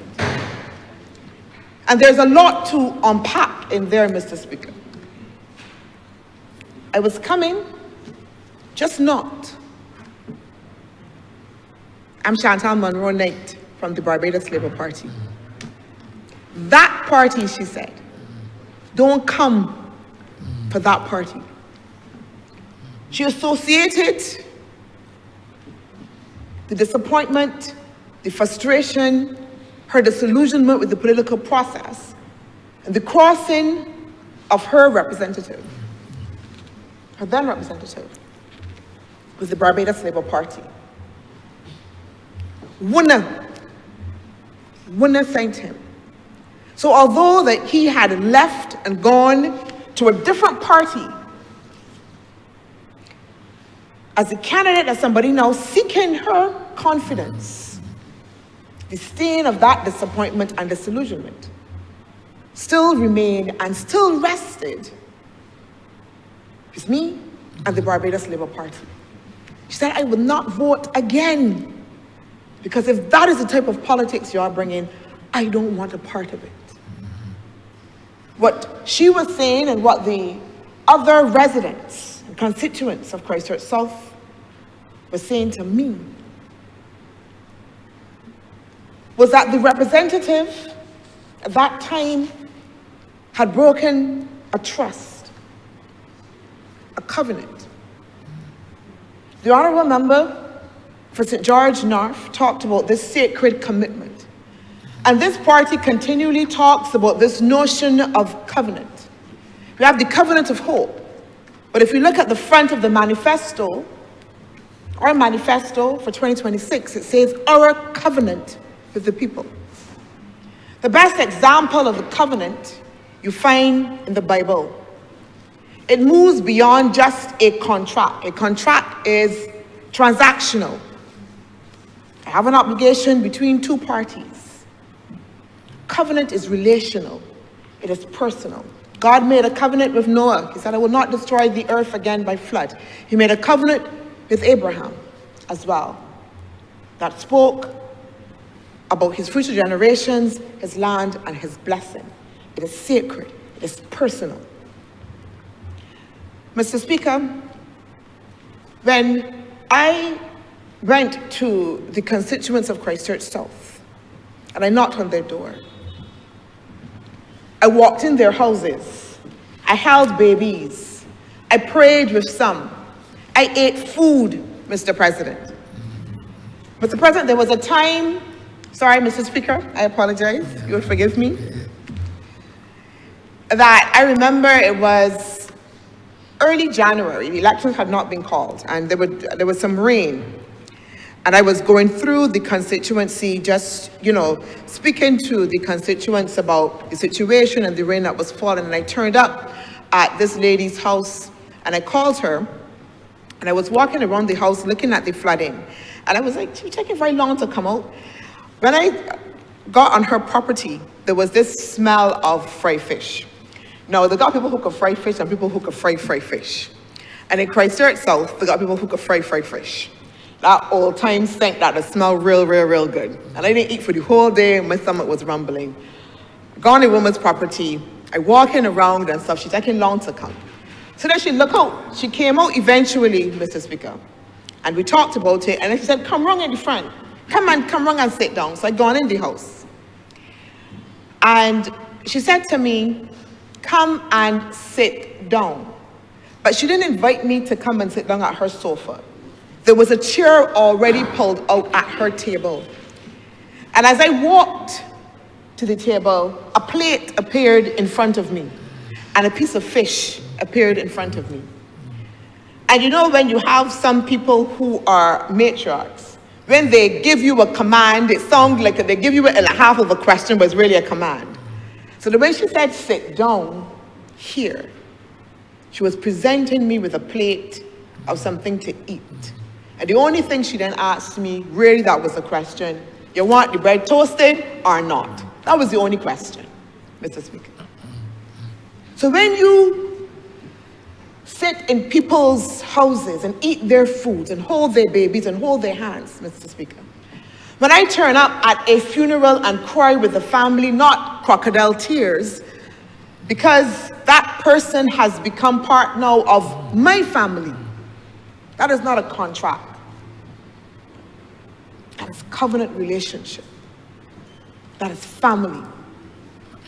And so the repudiation of that, when that representative that becomes family crosses the floor with little responsibility, it creates a fundamental rupture in a covenant.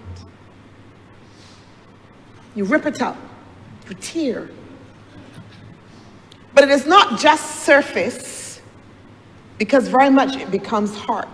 Because if you become family, and your family leave you, and your family look back at you, and your family ain't there for you, you take it on, Mr. Speaker. You feel it inside. As much as you want, pretend, you feel it when family does that to you. And so very often, we talk about this notion of crossing the floor in a procedural way. And, we talk about, the person crossing the floor for power or for pension and all of these things, and this discussion about constitutionality. And all of that might be very well part of it. But fundamentally, Mr. Speaker, fundamentally, it is that rupture for the people that person has created. And for me, Mr. Speaker, this bill creates a conscience It creates a conscience for the representative. It creates a responsibility that should have been there anyhow. But sometimes we have to legislate things, and this bill legislates that fundamentally. And for me, there is no better demonstration of the democratic principle in this bill, because it keeps the power within the hands of people. And as a country, as a republic that is on a journey to ensure that it matures its democracy, keeps it true and keeps it sound, Mr. Speaker, this bill fundamentally does that.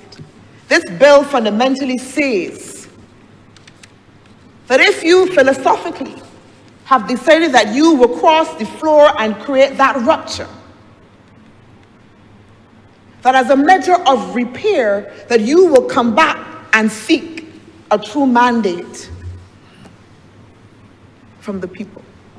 We put the power for representation in that case in the hands of the people where it should belong. Because to do otherwise, to contend with a situation otherwise, says that that person retains the power for themselves. And I don't know that a maturing democracy, Mr. Speaker, can contend with that or should contend with that.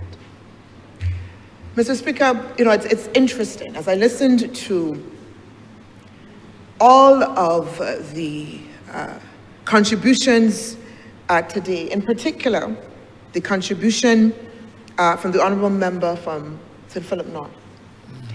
And it was just interesting because you would hear comments that would suggest that this bill is about ensuring power, that this bill is about making sure that people don't speak, and this bill is about a prime minister who's a dictator. Mr. Speaker, the Honourable Member for St. Michael Northeast is not in her seat, the Honourable Prime Minister. But I would say to you that tomorrow, the Honourable Member for St. Philip North, and I can say that without any apology and with surety, that next week, she will still be in that seat. Because I understand the philosophy of the party that I am a member of, Mr. Speaker.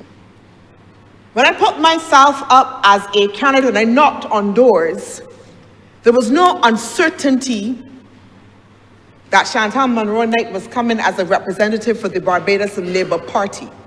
I wore my red shirt and my colour proudly. The Honourable Member for Christchurch West talked about support. The Honourable Member for Christchurch West sent his people to my camp to help me. That is support. When I was at my spot meetings, Mr. Speaker, I talked about the record of the party. When people met me in the constituency that had concerns, they asked me to defend the record of the party. The record of the party. It was the record of the party, the history, the philosophy of the party that I stood on as I presented myself as a candidate, as I asked the constituents of Christchurch South to repose their confidence in me. What I brought to that was also a reflection of what I understood to be the philosophical leaning of this party. That as I said to the constituents of Christchurch South, that I am a representative that will turn up, Mr. Speaker, because I knew that that was part of the philosophy of this Barbados Labour Party, that you turn up for your constituents. When I said to them that I will work hard for you. That is part of the philosophy of this Barbados Labour Party. The Honourable Member for St. Michael Northeast, Mr. Speaker. As Prime Minister, they can't do nothing less than work hard and represent. When I have said to them that my plans are to ensure that the people within the constituency are empowered, that is a mandate and an understanding that I took from the party that I stand with pride to also represent. And so if there is a rupture for that, if there is a rupture of that, Mr. President, then it can only be that I go back to the people who gave me the mandate in the first place. So I'm fully supportive, Mr. Speaker, of this bill as a key tenet in building our democracy. As it relates to the matter of expulsion, which has generated much debate, Mr. Speaker, I might be of a different thought. Because if you don't want me, I go on hurry. If we have come to a point where the party has said to me, go long,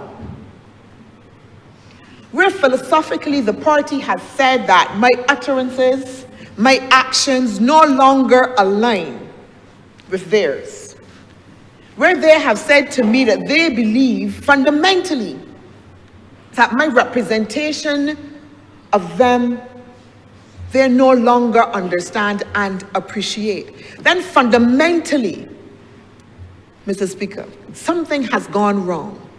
And I perhaps would have to be saying to myself that I no longer also as well understand that party.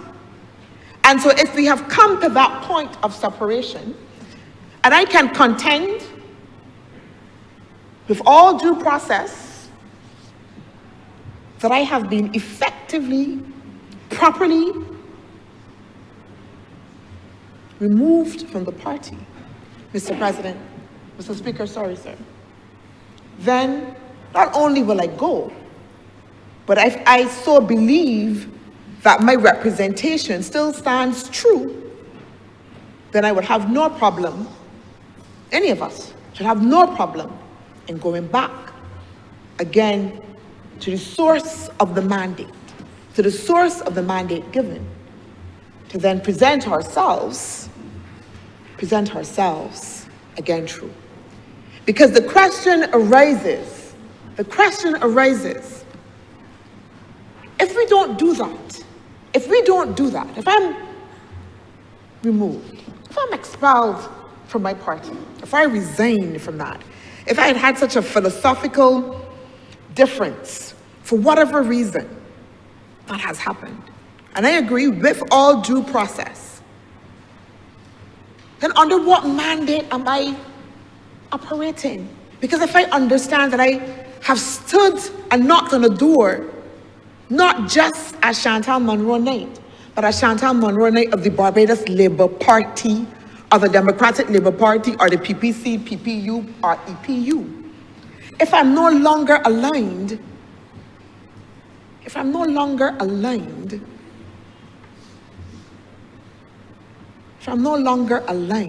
then where do I stand? And I would have to stand with a new mandate. Mr. Speaker, before I sit, I want to say to us, this Honourable Chamber,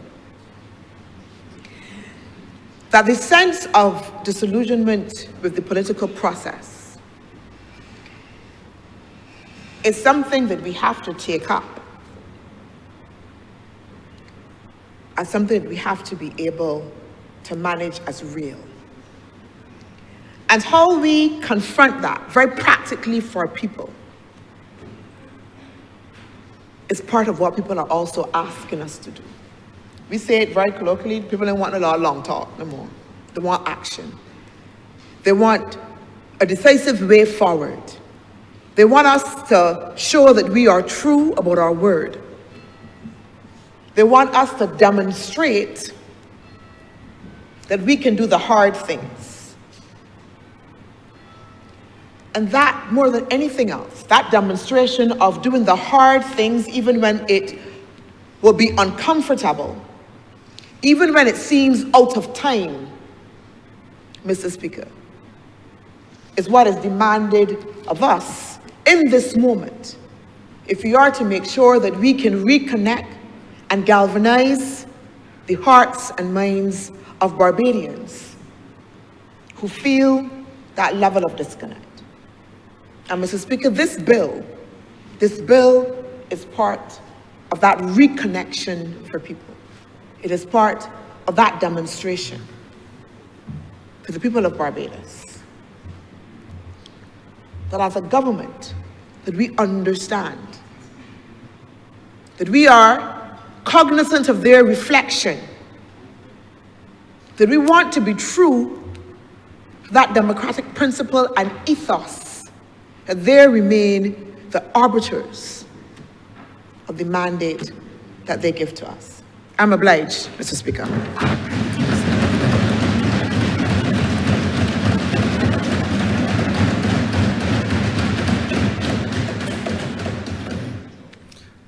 Honourable members, Michael South. Thank you very much, Mr. Speaker, sir. I rise to participate in what I think is one of the most important conversations that we have had the opportunity to engage in. And I say so, sir, and I'm not at all in a combative mood. In fact, I find myself being particularly reflective, sir, only because I think the moment merits such.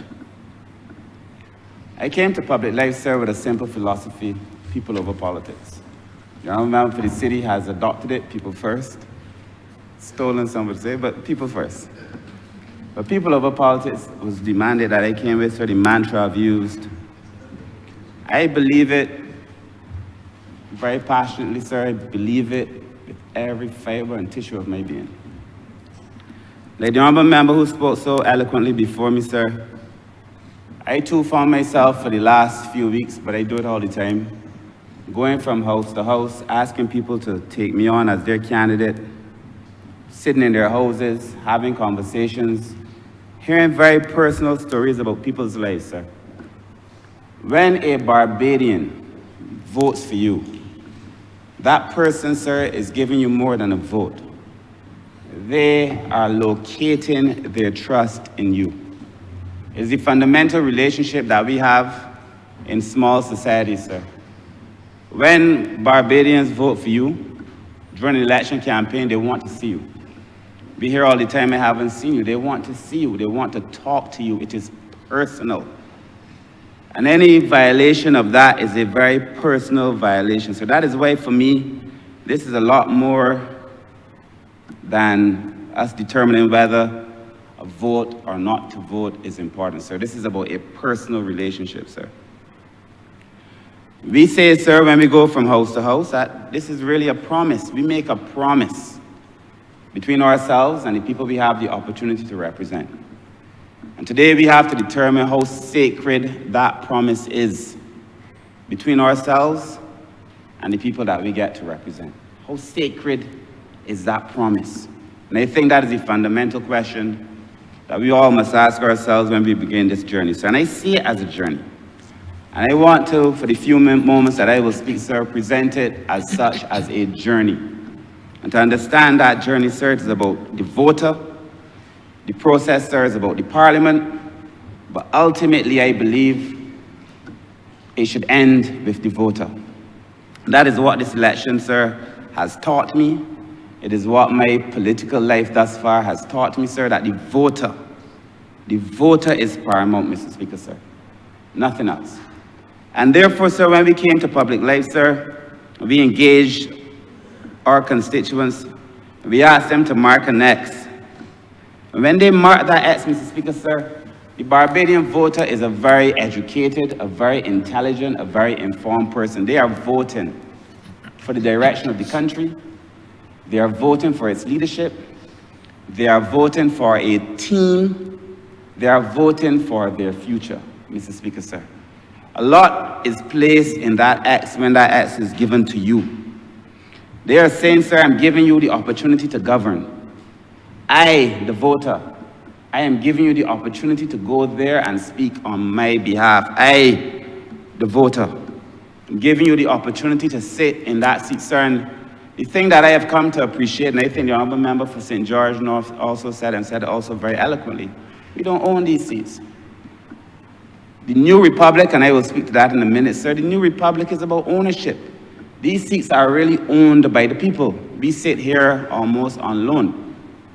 We get to temporarily inhabit this place, Mr. Speaker. So I'm very clear, Mr. Speaker, sir, that we hold these seats in trust. And that trust is the fundamental relationship between ourselves and the people we have the opportunity, sir, to come here and to serve on their behalf, Mr. Speaker, sir. And I had, Mr. Speaker, sir, a few conversations here and in other places. If there is one thing that we must respect, it is the mandate of the people. And if it is that perhaps people do not fully understand what the mandate is when it is given to us, perhaps we need to spend some time explaining that mandate, Mr. Speaker, sir. I think myself to be a person, sir, an MP who spends a lot of time on the ground. I believe that I canvass as much as any other person, Mr. Speaker, sir. But I believe that when a voter makes a determination, they are saying that I want you and the banner under which you came to my house to represent me in Parliament. I believe that. So that most of us, as we said, all of us said, sir, we cannot possibly be here, most of us, without the support of a political party. And sir, this has nothing to do for me. As I said, I'm in a reflective mood. The election is over. We have now to govern. This has nothing to do with the BLP or the DLP or any other political party. It is the fundamental trust that people give to you when you go to them and you say, I am so-and-so from so-and-so place, and this is what I intend to do. When we wave our manifesto, when we shout, when we play our political songs, when we sing and we dance, we have to stand for something. Is either that, sir, or we are attempting to pull a major fraud on the people. And sir, Mr. Speaker, sir, I believe very strongly, sir, that on this journey, that banner matters.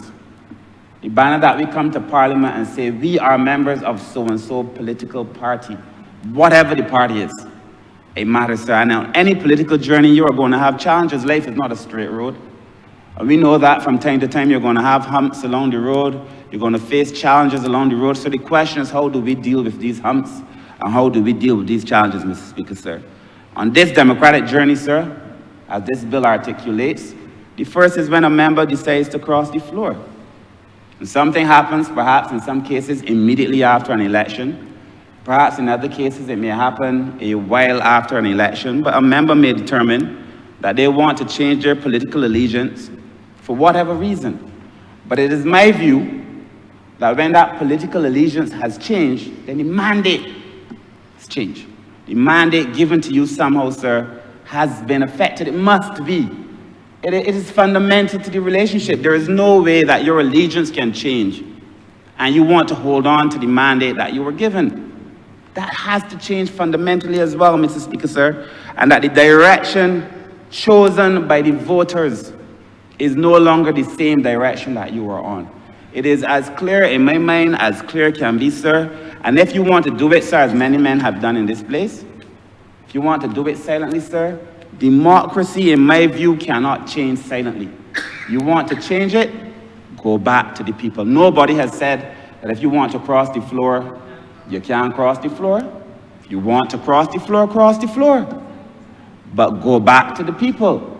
If you determine you no longer want to be a member of a political party, that is fine. Go back to the people. And if the mandate changes, as is my view, as I just espoused, that the mandate has changed, then, sir, the people must be heard again.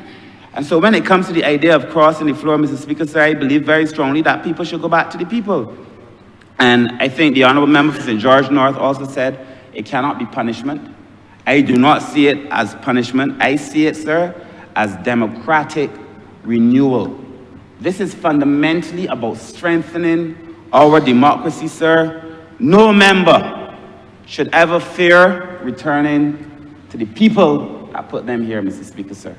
If you fear it, then it should say something to you about the way you have governed or the decision that you have just made, Mr. Speaker, sir. I understand that it might be inconvenient to have to go through an election, but that is democracy. We do it every 5 years, every 4 years. A democracy can sometimes be inconvenient. You know, Mr. Speaker, sir, one of the better conversations I had during the course of the election, permit me to say, I don't know if you would mind, David Commission. One night we had a conversation about the meaning of our new republic. What does the new republic hold for Barbados? And we had a very long and interesting conversation about the need for Barbadians to feel they own something. They own a piece of the rock, whether that is in housing. They own, sir, the monies that have been saved by this government, sir. That is why you find the Prime Minister is giving back, and the government is giving back to the people because they own it. It is their ownership. We cannot legitimately claim that the persons put us here really own these seats, Mr. Speaker, sir, and we are afraid to go back to them. The new republic must say to the people, when people that we have put in high office have determined that they want to do something contrary to what it is that we've asked them to do, that they locate themselves on the ground, face a ballot, and face the people that put you here, Mr. Speaker, sir. I feel the same about the political parties. This might be a harder question for some. It may be perhaps, sir, a difficult moment for some, and I understand it. I understand why it would be difficult, sir, but this is the moment, and that is why we came to public life. We came to public life, Mr. Speaker, sir, to tackle the difficult issues. This is not even about this moment for me. And it's not whether somebody had already crossed previously or not. This is the right thing to do as part of our new republic, Mr. Speaker, sir, to make sure that people feel that they own, Mr. Speaker, sir, in a real sense, the seats that we occupy, Mr. Speaker, sir. Political parties, let's not fool ourselves. Political parties are essential to our democracy. They've always been, Mr. Speaker, sir, and as long as we stay on this first past the post system, they will always be. And even if we go to any other system, they will always be, Mr. Speaker, sir. Political parties organize ideas. We spend time as a political group debating positions, planning a manifesto, doing our political strategy for the election, Mr. Speaker, sir. And then we put forward choices to the public. And the public make a choice, sir, on the team that they want to govern them, Mr. Speaker, sir.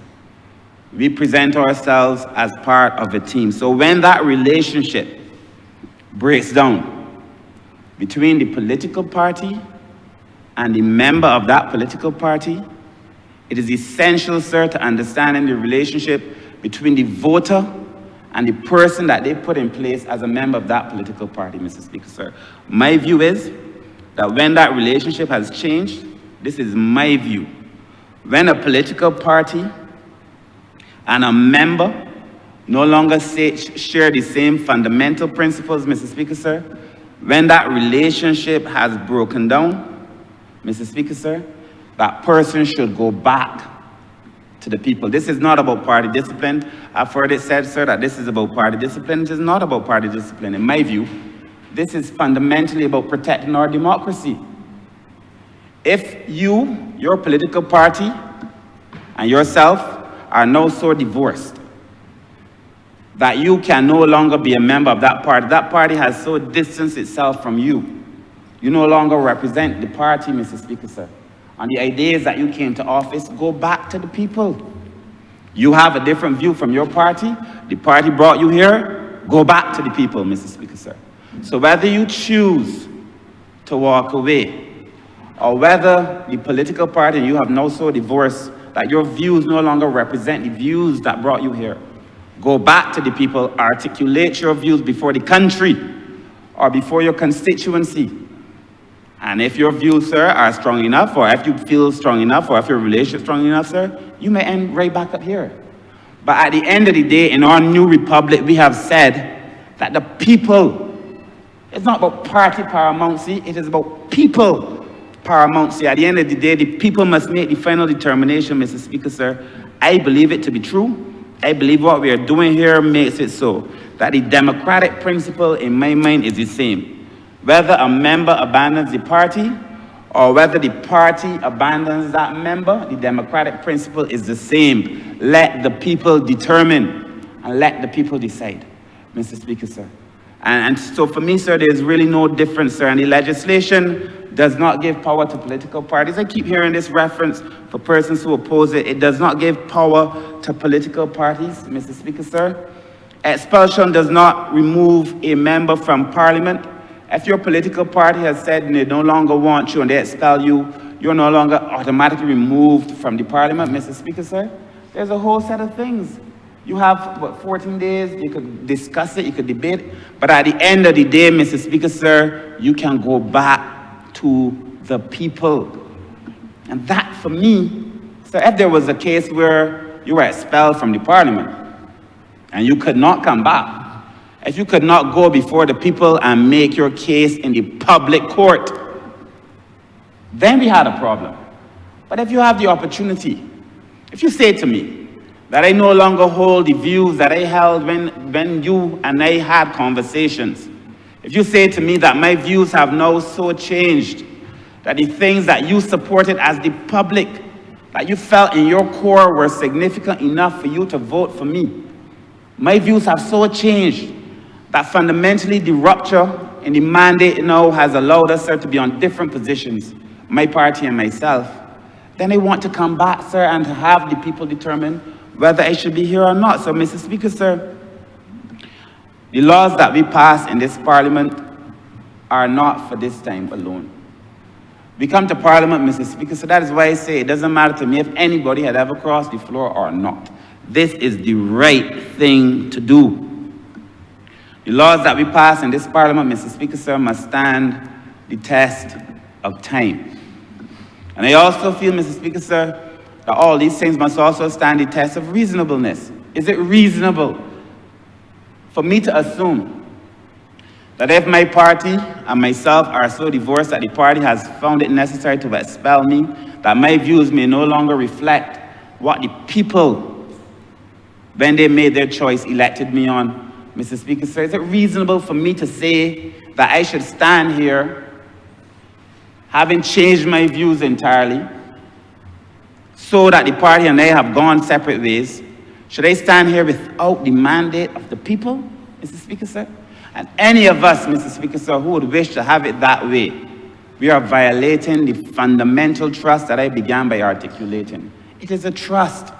Barbadians vote for you, they trust you, they bring you into their house, they sit with you, they let you hold their children. Mr. Speaker, sir, they tell you things they don't tell their spouses. Mr. Speaker, sir, this is a relationship.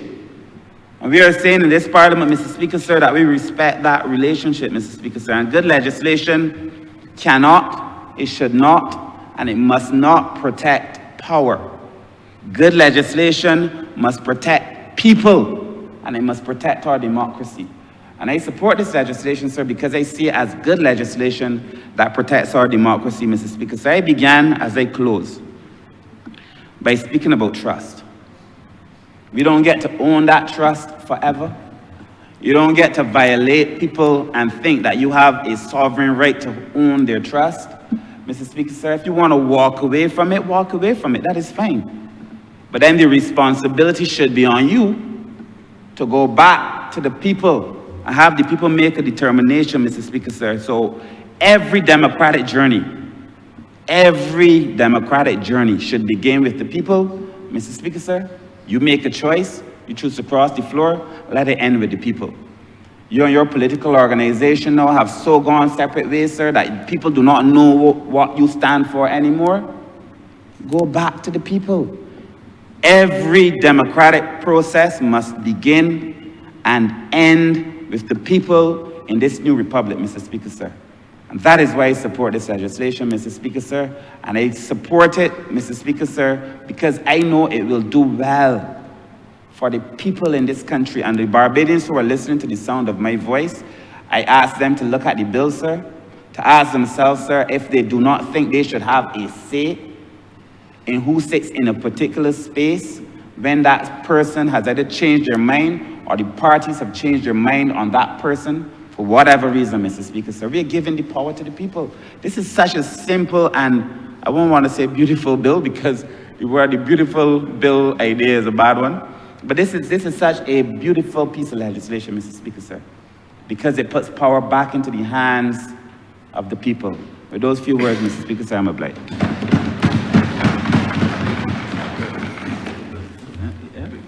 Honourable Member for St. Peter.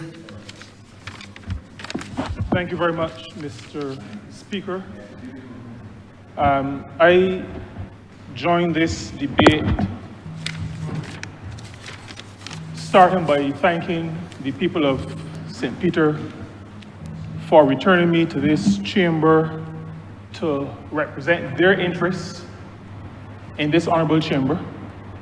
That includes, and I'm saying this to the honorable member who just sat, but one of the things they sent me to say, and even though it is not the subject of the bill, I must say to my former neighbor that one of my functions here in this term is to make sure that he works in St. Peter.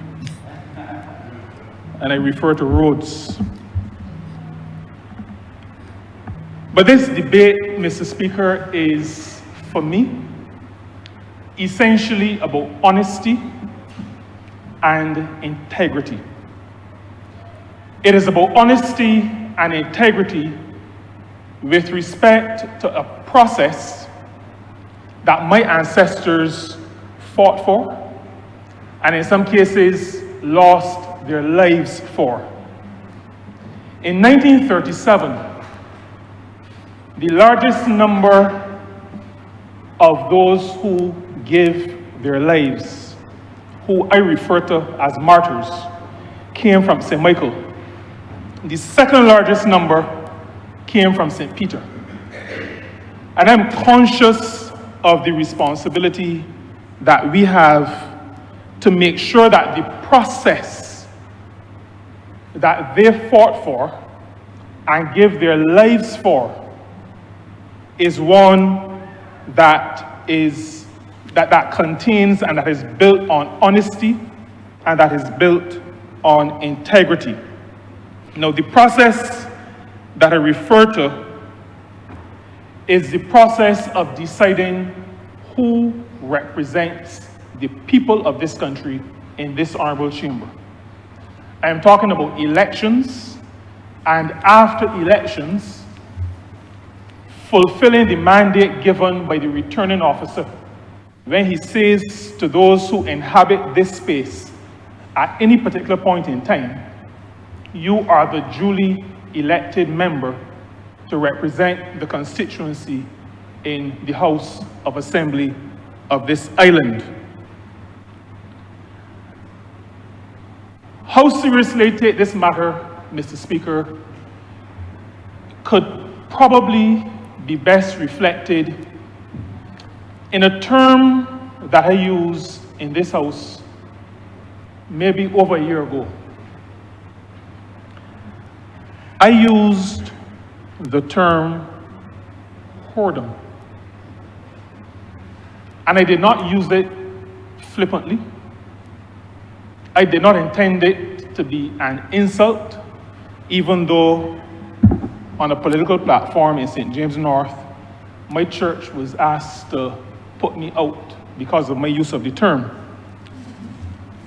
But I used the term because for me, and similar to what the Honourable Member for Christchurch South indicated, for me, this matter of coming into this place on a particular premise and then deciding that I'm going to go somewhere else, while sitting in here on a particular premise, is nothing short of the same word I just used.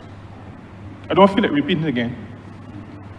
But that represents, Mr. Speaker, how I feel about people who say one thing to constituents and then do something else afterward, for whatever reason.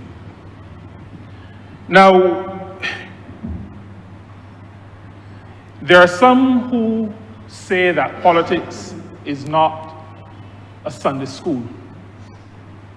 Now, whether those people are in the Barbados Labour Party or not, I dislike and despise that terminology and that phrasing of politics.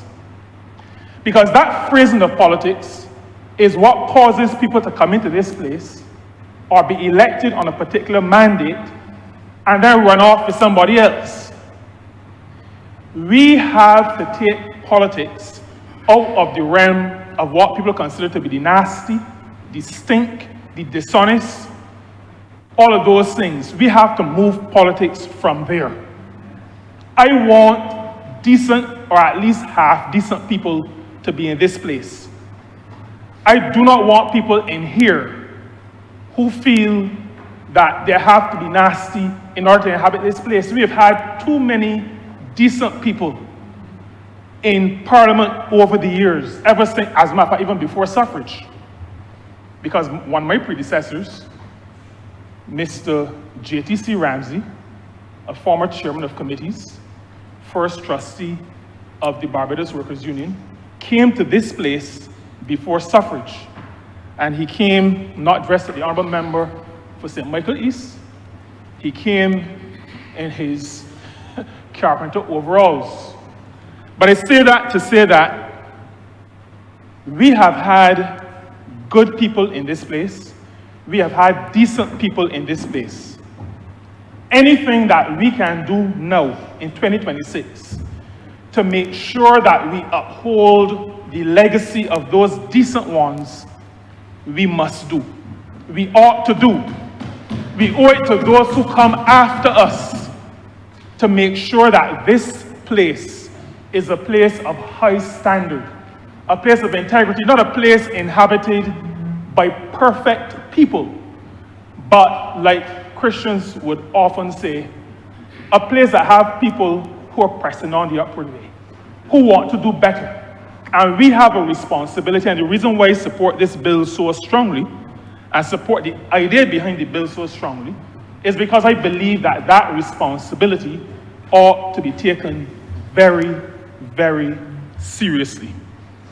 Now, we get involved in politics, and I get a little passionate about the matter of decent people, because the second or third day that I canvassed in 2015, when I first became a candidate, after asking a constituent in Bravita Hall North for her support and for the vote, as I stepped down the step, she said to me, she knows me, she knew my parents, at least my father. She said to me, but Mr. Jordan, why a decent fellow like you gonna get involved in this politics thing? She said that out of concern, because in her head, somewhere in her head, those involved in politics are not decent people. Now, I am not in a position to judge the motives of the two persons who crossed the floor during the period of time that I have been in this place. I will not try to figure out why they did what they did. I've heard them say things, but I'm not going to make a judgment on it. What I say, though, is that when every one of us who comes to this place go to constituents, we give our names, we indicate the political organization that we are representing, and we ask for their support, and we ask for their vote. That is what we do. We present to people a platform upon which we are asking them for support, a platform on which we are asking them to give us their vote when voting time comes. And the matter of political parties, I use the word political organization just now. Anybody who would try to suggest that because political parties, the term is not mentioned in the Constitution, that it has no relevance, it should not be part of any analysis, is ultimately disingenuous. Because everybody, including little children in Barbados, and there was one about 6 years old in Boscobel in the alley, in Centipede Alley, who came out, who begged me for a shirt. I ain't had no shirts. She went in a drawer somewhere and come back to the window with a red t-shirt. Everybody in Barbados, including children who didn't vote, understand that we engage in the political process generally on the platform of a political party. Those who do not engage on a platform of a political party indicate that they are independent. The famous Mr. Webster in St. John, I mean, he was, as far as I'm concerned, famous. I mean, I don't know if I would do that as often as he did as an independent, knowing that I would get 6 or 5 or 4 votes. But everybody knew he was independent. They knew which party Arabar was on. So that to say that we ought not to include political parties in the consideration is disingenuous. Because a thing is not represented in words does not mean the thing does not exist. It does not. And if our deliberation as a country, particularly in the political process, is to mean anything to those who are outside of this place, then we're going to have to engage seriously, and we will have to engage in that debate honestly. We engage with constituents asking for support on the basis of our affiliation with a political party. Now, my colleagues have already spoken about the fact that we benefit from different kinds of paraphernalia, posters. The Honourable Member for Christchurch South spoke to the fact that one constituency sent her. That is because a political party becomes a family. And I recognize this, Mr. Speaker, in 1984. I was a little fellow, but I was always interested in politics. And after Mr. Arthur won the second by-election, my father allowed somebody to use the car to take my sister and I on the motorcade. And in that motorcade, Mr. Speaker, there were some rear enders, some fender benders, and I was amazed that everybody said, no problem, go along. I realized then that political parties were real and that they represented important relationships for people who are members of the parties. In a political party, there is also the matter, as the Honourable Member for Christchurch West indicated, of the manifesto. Now, this is where I get also very serious. I joined the Barbados Labour Party because it indicated to the country that it considered its manifesto to be a commitment to the people. I've never considered joining the Democratic Labour Party because up until 2025, it never made that admission. It attempted to do it in 2026, speaking to the matter of covenant. But I will allow the preacher from Christchurch South to speak to the matter of covenant, because I don't think you should use the word covenant lightly either. And I think it was used lightly.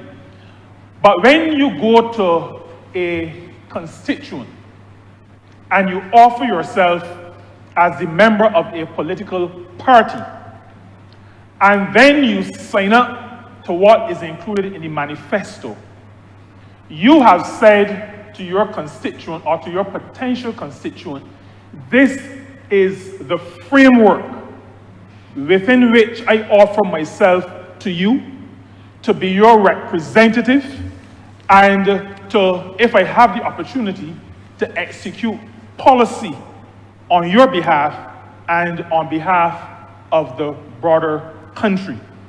That is the framework within which you have offered yourself.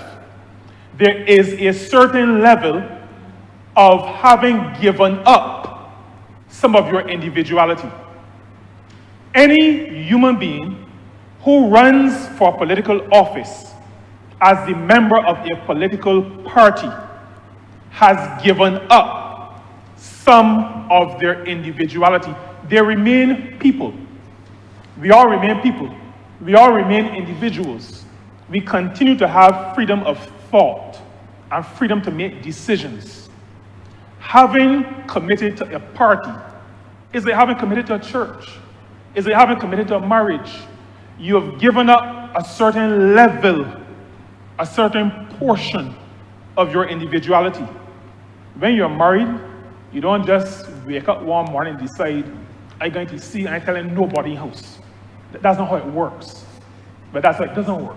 I remember you go up there, then you can't come back. But you may not be able to come back. So you can go. So there's a certain amount of your individuality that you have given up. And anybody who makes a decision to join a political organization must recognize that.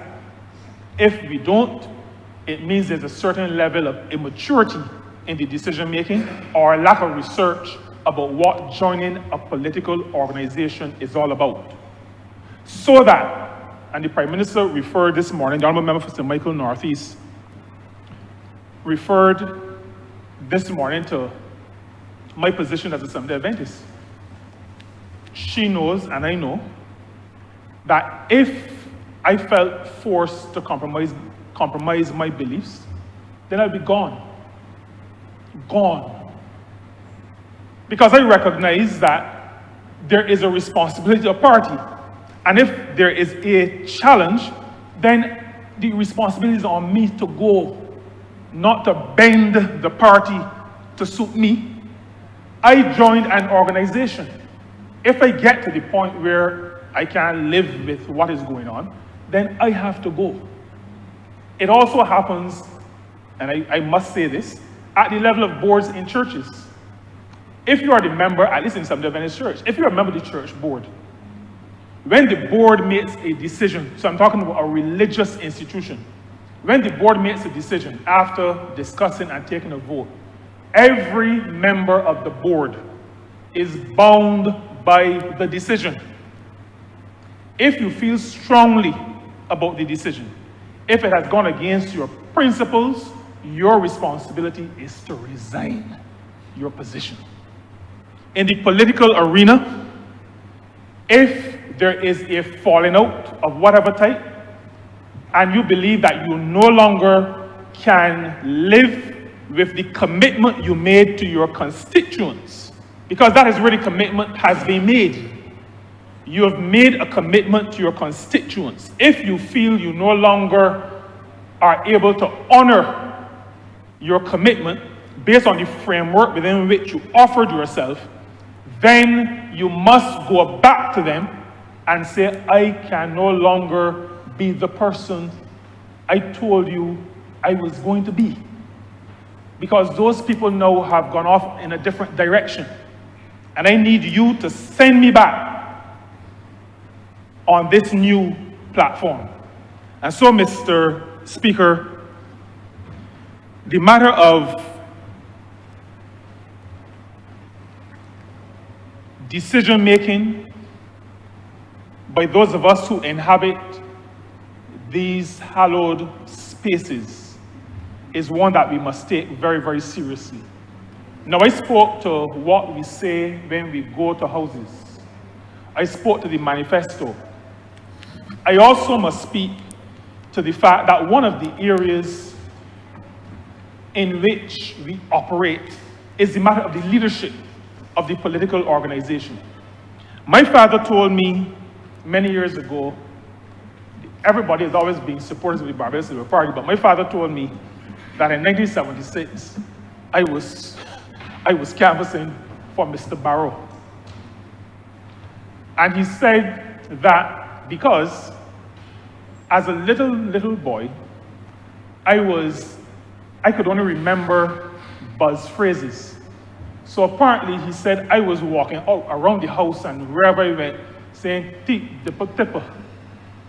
This phrase was "keep dipper skipper." Those who ran for the Democratic Labour Party in 1976 ran not just as individuals, they ran as part of that political institution, but they also ran as persons who were following a leader in Errol Walton Barrow. The slogan was "Keep Dipper Skipper," so that you do not come to this place on your own steam. You argue your case based on the fact that you're a member of the political organization. You support a manifesto with policies that speak to what you're going to do when you get to this place, the legislature, but you're also operating to some degree under the leadership of a visionary leader. And that is why in 1994, this party talked about going with Owen. But I was real proud in 1994 because with my MP from Rosa like me, but that is how we fought the election. And then we were fighting the election also under a banner more recently, Mia Cares. So that we have to be very clear as to what brings us to this place. What we have presented ourselves as to our constituents. So that when we talk about either people first or people over politics, for me, this is about honesty, and this is about ensuring the integrity of our electoral system. If we cannot continue under the rubric or within the rubric that we have shared with people, that they have made their decisions based on, because they have made decisions based on you as an individual, based on the party you represent, and based on the leadership of the party that you represent. And so we are not here on our own steam. Besides the fact that God is the one who gives us the strength and all of that, we have come here within a certain structure, within a certain framework, and we have presented ourselves to the people within that rubric. We have to be honest, and if we cannot continue within that framework, we have to get a new mandate. Now, I want also to say, and the final couple of things I'm going to say, we have to be careful about our democratic process. Across the world today, the 24th of February, there are people who are looking at famous democracies and wondering how did they get to where they now appear to be.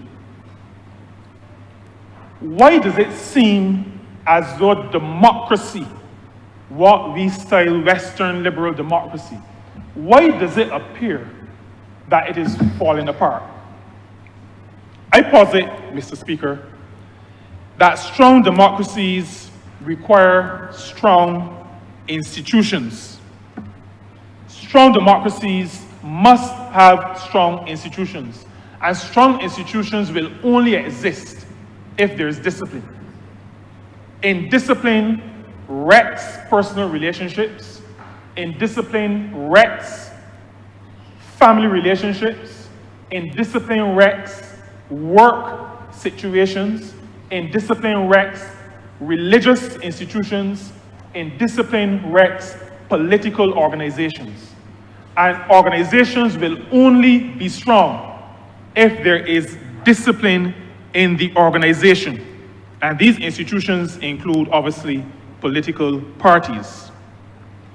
But beside the requirement for strong institutions, strong democracies also require integrity. Integrity is what makes the political process sustainable. Otherwise, chaos reigns, Otherwise, everybody wreck for themselves. Integrity is necessary. Principles are important if democracies are to be strong and to remain strong.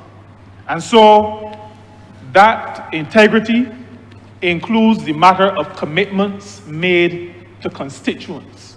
And we talk a lot about apathy, people not coming out to vote. Well, people ain't coming out to vote if the field politicians come in and telling them one thing, and then 2 years after doing something else, or 2 weeks after doing something else. That will turn off anybody. Nobody really likes liars.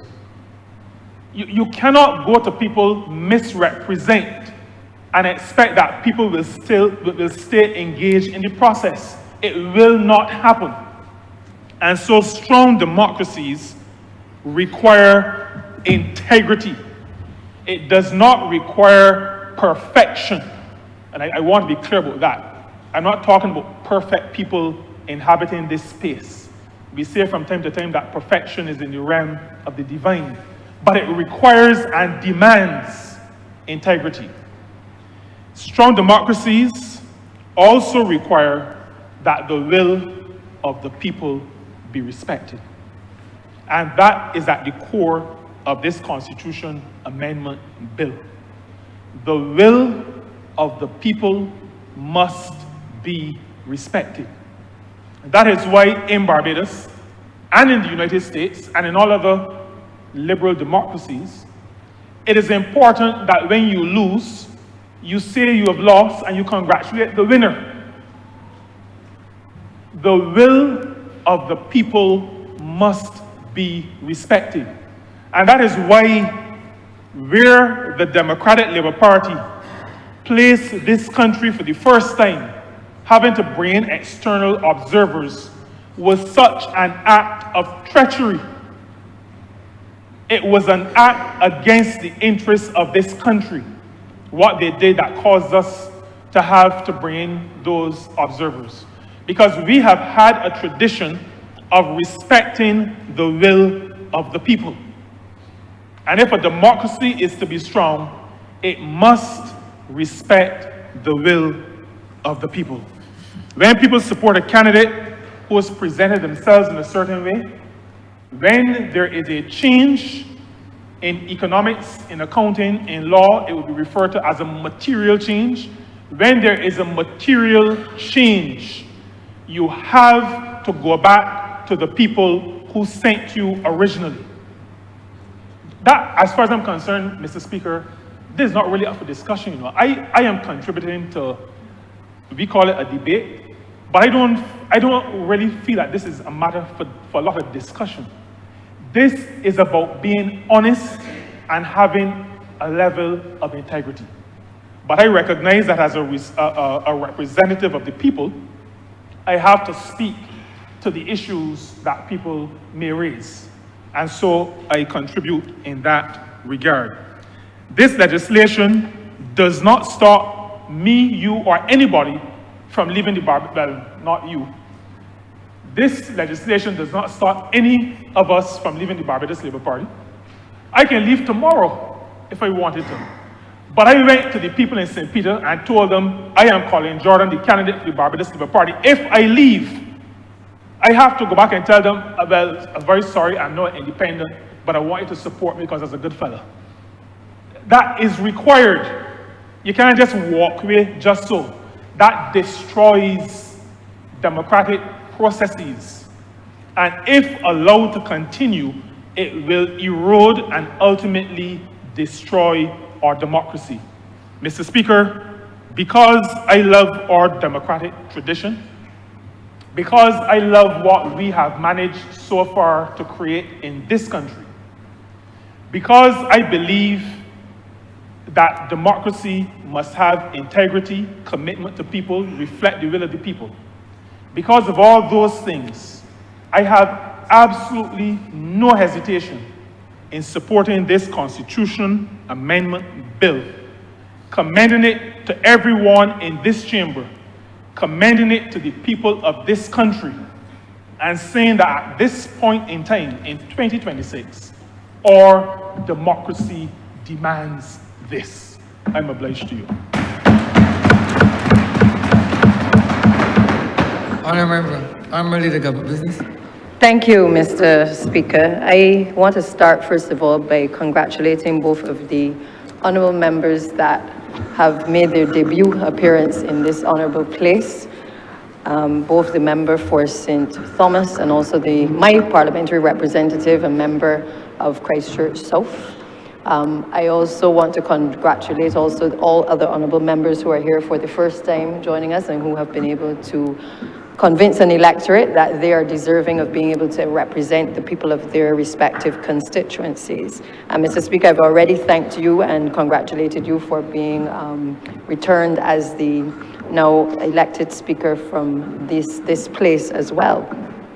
As I listened throughout the course of today's session on this very important constitutional amendment, I could not help but remark to myself that perhaps this bill has given conscience to several of our members in this place. And I say that because, Mr. Speaker, oftentimes you will hear when members are speaking, whether it is like today on the beginning of the opening of Parliament, or whether it is even at the closing of Parliament, you will often hear that people are thanking the constituents who sent them to this place. Very rarely do you hear members speak to the political party that gave you the opportunity to serve. And today we've heard a bit of that, perhaps because of the nature of this particular constitutional amendment, where conscience has dictated that members recall the fact that the opportunity given to be in this place has not only come as a result of the voters of this country and certainly in their respective constituencies, but it has also come as a result of opportunities being granted to them by a political party.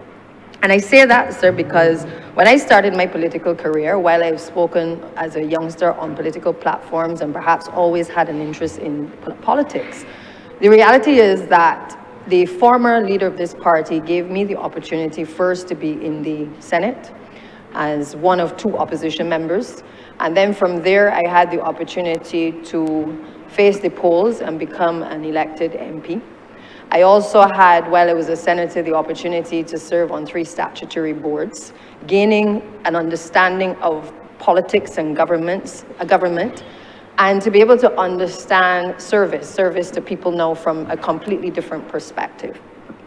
And I start there, Mr. Speaker, because what we are doing today, I believe, not only speaks to trying to ensure that this particular amendment to the Constitution recognizes the voter and the importance of the voter, but I believe it also signals as well a better understanding of the role that political parties play in us as members of Parliament being in this place and being able to serve our country as well. In other jurisdictions, we have had a situation where, as we heard when the Honourable Prime Minister was introducing this bill, that others have gone further. Now, I recall that as leader of opposition business, and now as leader of government business for the last, I believe, 7 years, that there have been occasions where we have seen members not necessarily toe the line. And in other jurisdictions, when you don't toe the line, when you don't necessarily agree with the particular policy, the particular legislation, the leader of government business or through the political leader will usually enforce what is known as the whip to be able to get persons to toe the line.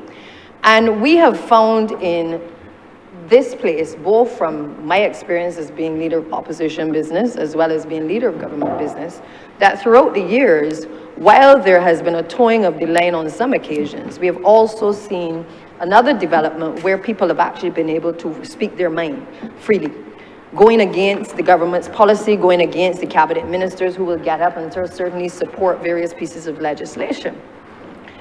And we have not seen people thrown out of this place. because their views were contrary to what was being articulated by the person who was introducing the bill or other cabinet ministers. In fact, our backbench has had free rein to be able to say what they like and how they like over the course of both administrations, Mr. Speaker. And that has lent itself, especially when you have a 30 love on 2 occasions, now 3 occasions, it has lent itself sometimes to, you know, a little stern eye and a little cut eye from time to time by ministers, because sometimes you're feeling a little fire from your colleagues. But the truth of the matter is that certainly within the party that I am a part of, it has also given us a certain level of freedom of speech to be able to articulate how you feel on certain issues. Some people might go into their feelings because people take a turn in them inside of this place. But for the most part, many of us get on with what we have to do. We appreciate that the people who sent individuals here, that they have a responsibility to advocate and to represent, because that is what the people sent you here to do. But we as a political party, and certainly as a government, has never victimized anybody because they shared a different view than what was the policy that was being articulated by the government, and certainly by this particular government of the day. We have seen a situation, Mr. Speaker, where, and I will single out the member for St. Michael East, because I also feel that he's been the conscience of the Barbados Labour Party. He's been the conscience of this government for decades. In that sometimes his views, we all sit in awe, both in this place and outside, at the views that are expressed. Sometimes it gives us cause to pause, but we respect the views that the honourable member shares in this place. We may not always agree, but we've respected them. And if this was a party, Mr. Speaker, where persons would feel victimized by speaking out, the honourable member for St. Michael East has not only moved from being a backbencher, but he now sits in this place as a minister of government, sitting back in the cabinet of Barbados. I believe that that speaks to the fact that this particular amendment to the Constitution, Mr. Speaker, first and foremost, is not intended to deal with those situations where people speak in this place about conscience. It is not intended to address the issues where there is dissent on the floor and people are upset about a certain direction that the government may be going in. It is not intended to censor the backbench. It is not intended to censor ministers. Indeed, we have had ministers indicate, certainly in this place, that their principles didn't align at the time with whether it was the party, the policies of the government, and they too have had the benefit of being able to resign because their principles didn't align. And we have allowed those individuals to come back and serve in this place. Not in any way did we try to put them in a position where they did not feel accepted back, because this party has always believed that people have the opportunity to have free speech. They have the opportunity to be able to say how they feel about a particular issue. And if they feel strongly about something, they are also free to resign, take a little time, and then whenever that time is right, to be recalled upon to be able to continue to serve. That is the government of which I am a part of, Mr. Speaker. It is part of a government that I am proud to be a part of.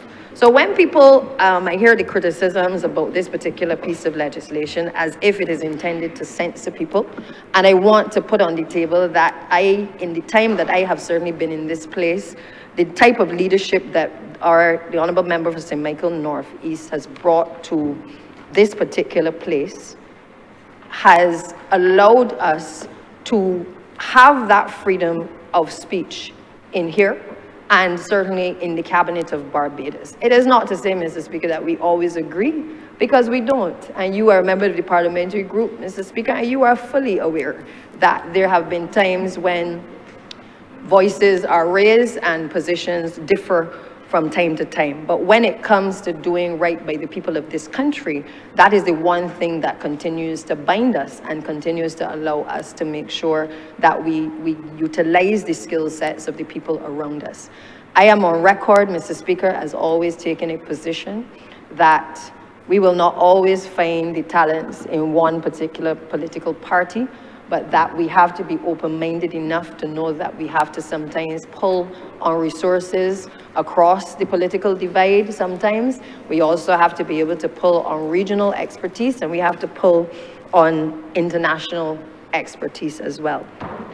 So today's amendment basically speaks to ensuring that what we have seen over the course of certainly the last 7 years of us being here, where we would have, as a political party, I would have to say, we broke bread together with one member of parliament who one day was signing off in the manifesto that he was supportive of the policies of the Barbados Labour Party.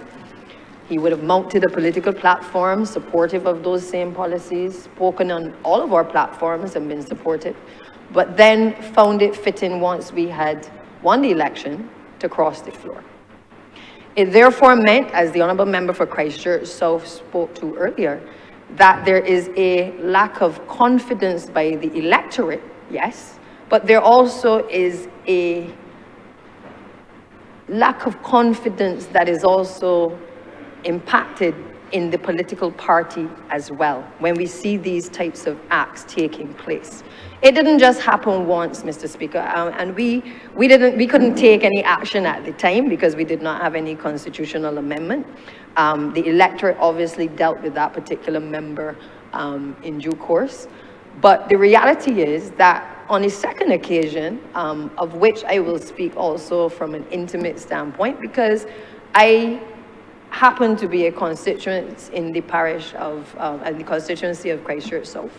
And I was one of the persons who in the previous election would have voted for the Honourable Member for Christchurch South, the previous member, who then became the leader of the opposition, who crossed the floor in the dead of the night and became the leader of the opposition.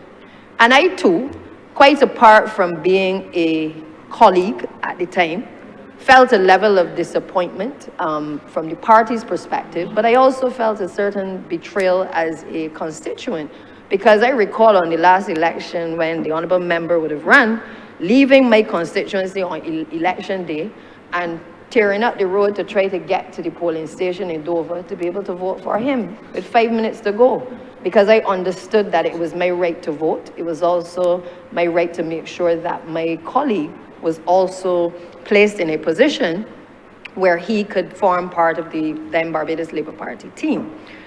Mr. Speaker, the rest is history. The Honourable Member crossed the floor, did not indicate to any of us his intentions.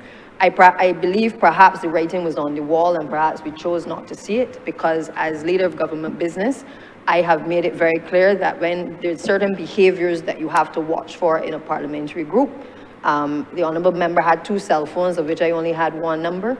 The Honourable Member at the time for Christchurch South also did not participate in the majority of our parliamentary group meetings, and therefore did not participate in anything perhaps except the Thorn Commission. And therefore, I believe while that writing was on the wall, again, despite the behaviors, as a political party, we neither sought to expel, we neither sought to discipline, we neither sought to go public, but we continue to make sure that the government of the day, for which we had all fought to become a part of, that we continued to look out for the people of Christchurch South. We made sure that we had a caretaker in place to be able to replace him and to ensure that we were going to continue, even in spite of his position, that we were going to continue to look after the people of Christchurch South until whenever the Honourable Prime Minister made the decision to be able to call an election.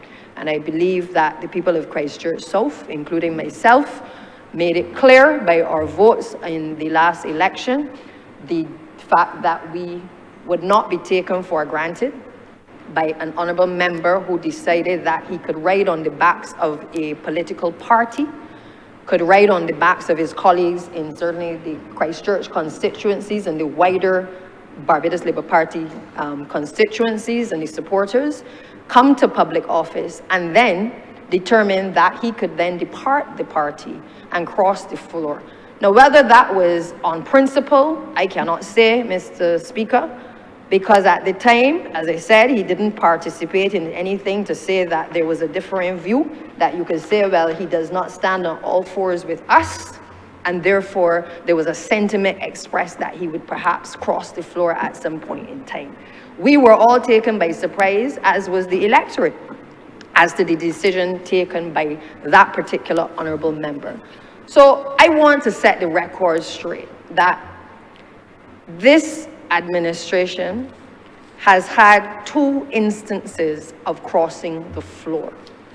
2 instances since 2018 that we have witnessed colleagues determine that because their principles did not align, or because they felt that there was more money by going on the other side to be leader of the opposition, or because their eyes were on a particular pension, that they would determine that they could entrench in themselves in the bosom of another political party to be able to draw on a subvention, to be able to make sure that they were secure. Not necessarily because the people who sent them there were telling them that they ought to leave the political party that had basically assisted them to get to hold their seat in office. It wasn't because of that, because that was never made clear. And what perhaps burnt us the most was the fact that the honourable member, former member for Christchurch South, didn't even have the common courtesy and decency to be able to go back to the electorate, or even to his branch, to indicate to the people who would have come together and supported him, or even to the NEC, the National Executive Council of the Barbados Labour Party, or even to the Honourable Prime Minister, or even to his colleagues, of his intention to leave the Barbados Labour Party, to cross the floor, to go on the other side. Now, I am sure the jury is out as to whether he enhanced the debate in this place. I will not comment on that. But I believe that what perhaps was the nail in the coffin was that after crossing the floor, the honourable member then made it clear that he was now going to run in the constituency of St. John. And all of a sudden, he not only entrenched himself in the bosom again of the Democratic Labour Party, but he clothed himself in the philosophy of the late Errol Walton Barrow, and also became the greatest advocate for the policies of the Democratic Labour Party administration. An administration which, no doubt, when he was on our side and getting to the point on the political platforms, would have certainly been very critical of the then policies of that administration. And that is why I say that this debate today is not about who we like and who we don't like, and that because somebody may have a contrary view that they're not able to express those views, because I've made it clear that this Barbados Labour Party, this particular government, continues and has continued to make sure that people can speak their mind, that we don't run a political party where everybody will always agree to whatever it is that we put on the table. But we equally run a political party where we recognize that the things that we have long held dear to, in 2026, we can no longer hold on to and believe that we do not have to enshrine things, whether in a constitution, or that we need to make sure that our standing orders in this place are clear in terms of how Parliament is supposed to function, because we have seen that where you do not have order, there is likely to be disorder. We see it on the blocks, we see it on the streets, we see it in the homes. If you do not have order, you're going to have disorder. We see it in Parliament, Mr. Speaker, when you try to keep the peace. If you don't keep order, members in this place will get unruly and there will be disorder. Previously. But we have taken a position with a third victory given to us by the people of this country, that it cannot be business as usual.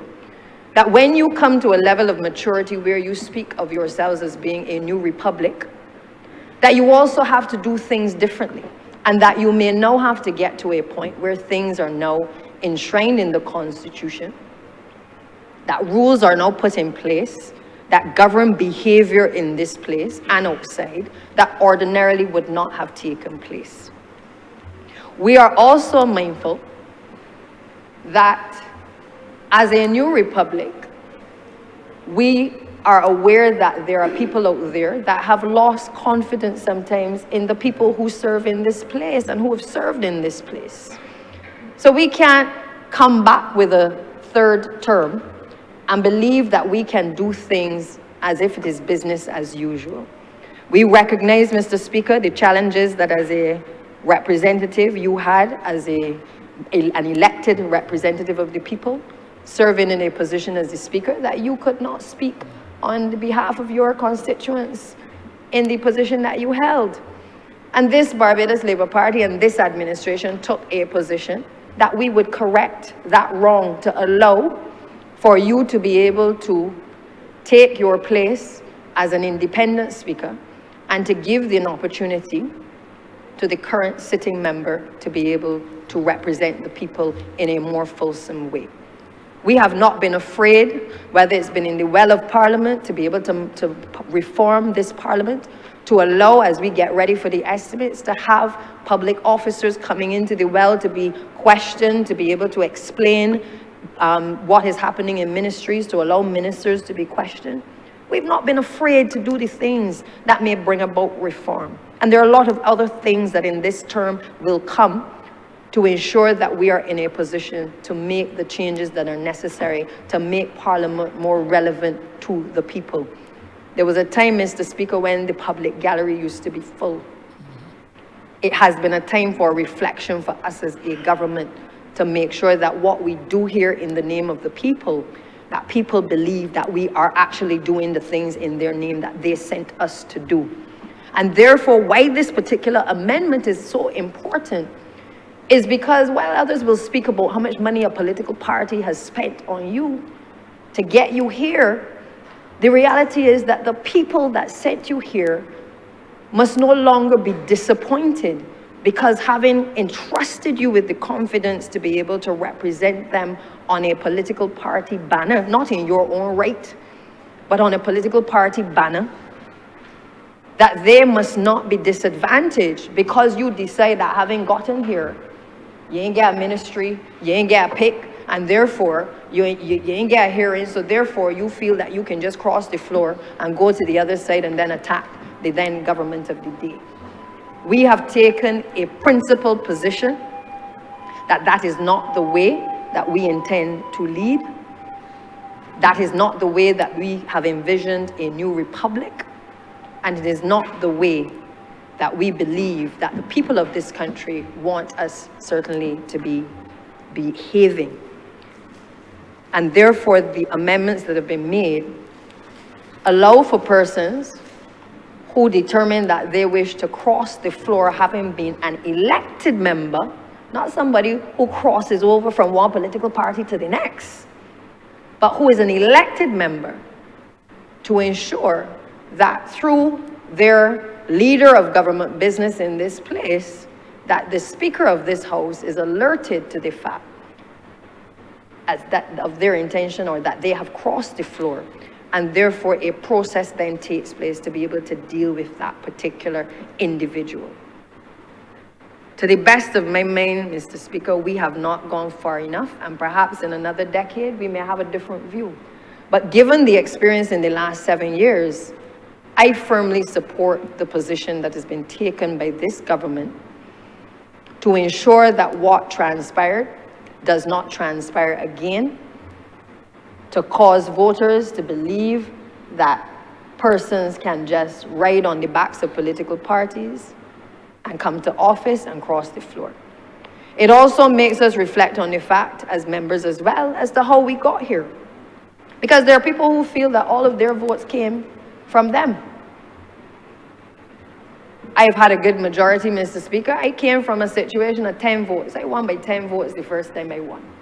I do not labor under any impression that the votes that I have received in this campaign or in any subsequent campaign has come as a result of Santia Bradshaw, Mr. Speaker.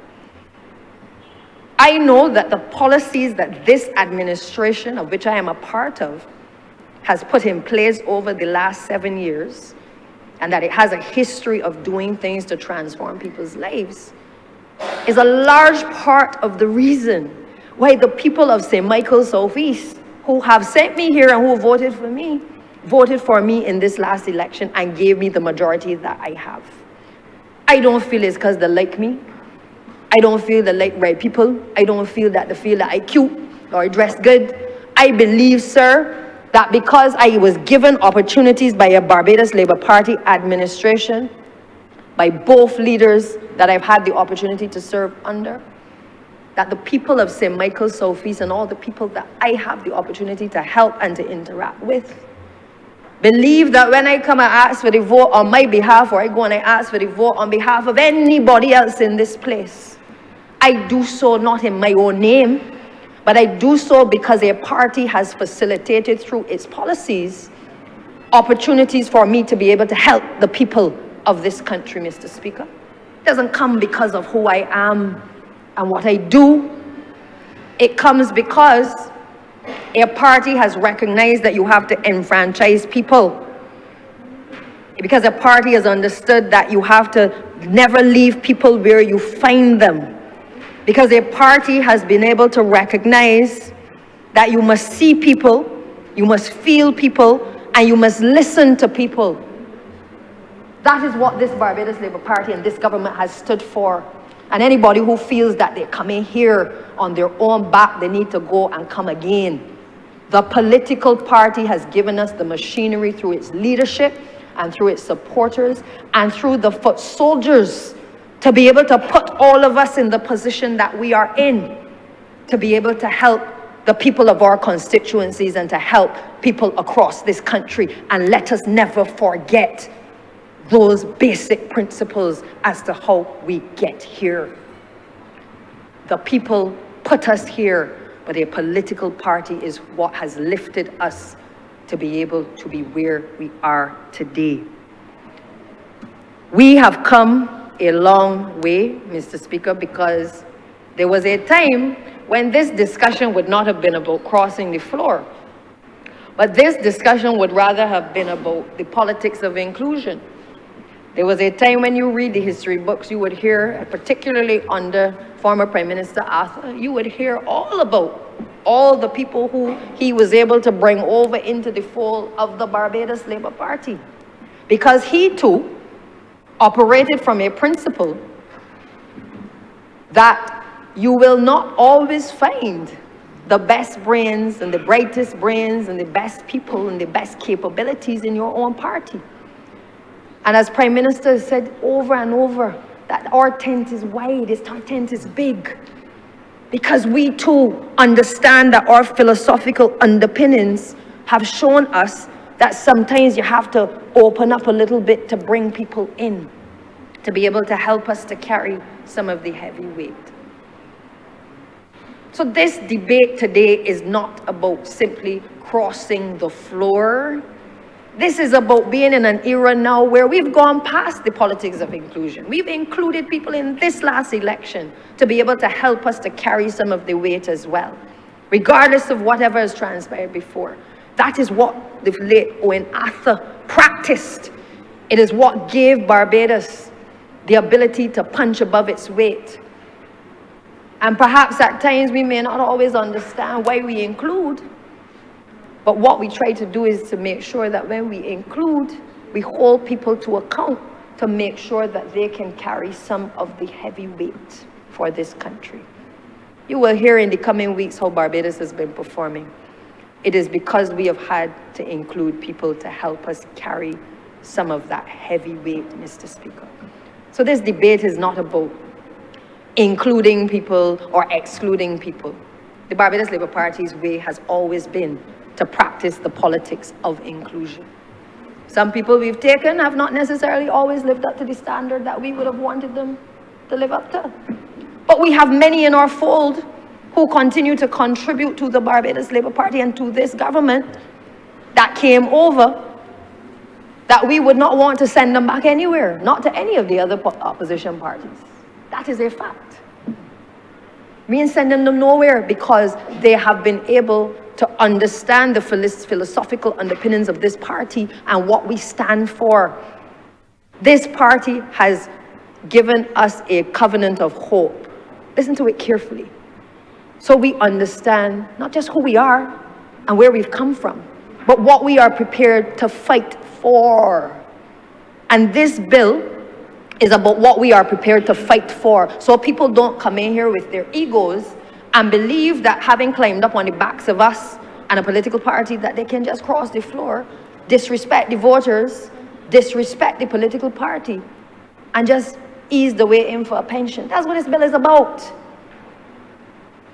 The Attorney General will deal with the issues later of some amendments to be made later.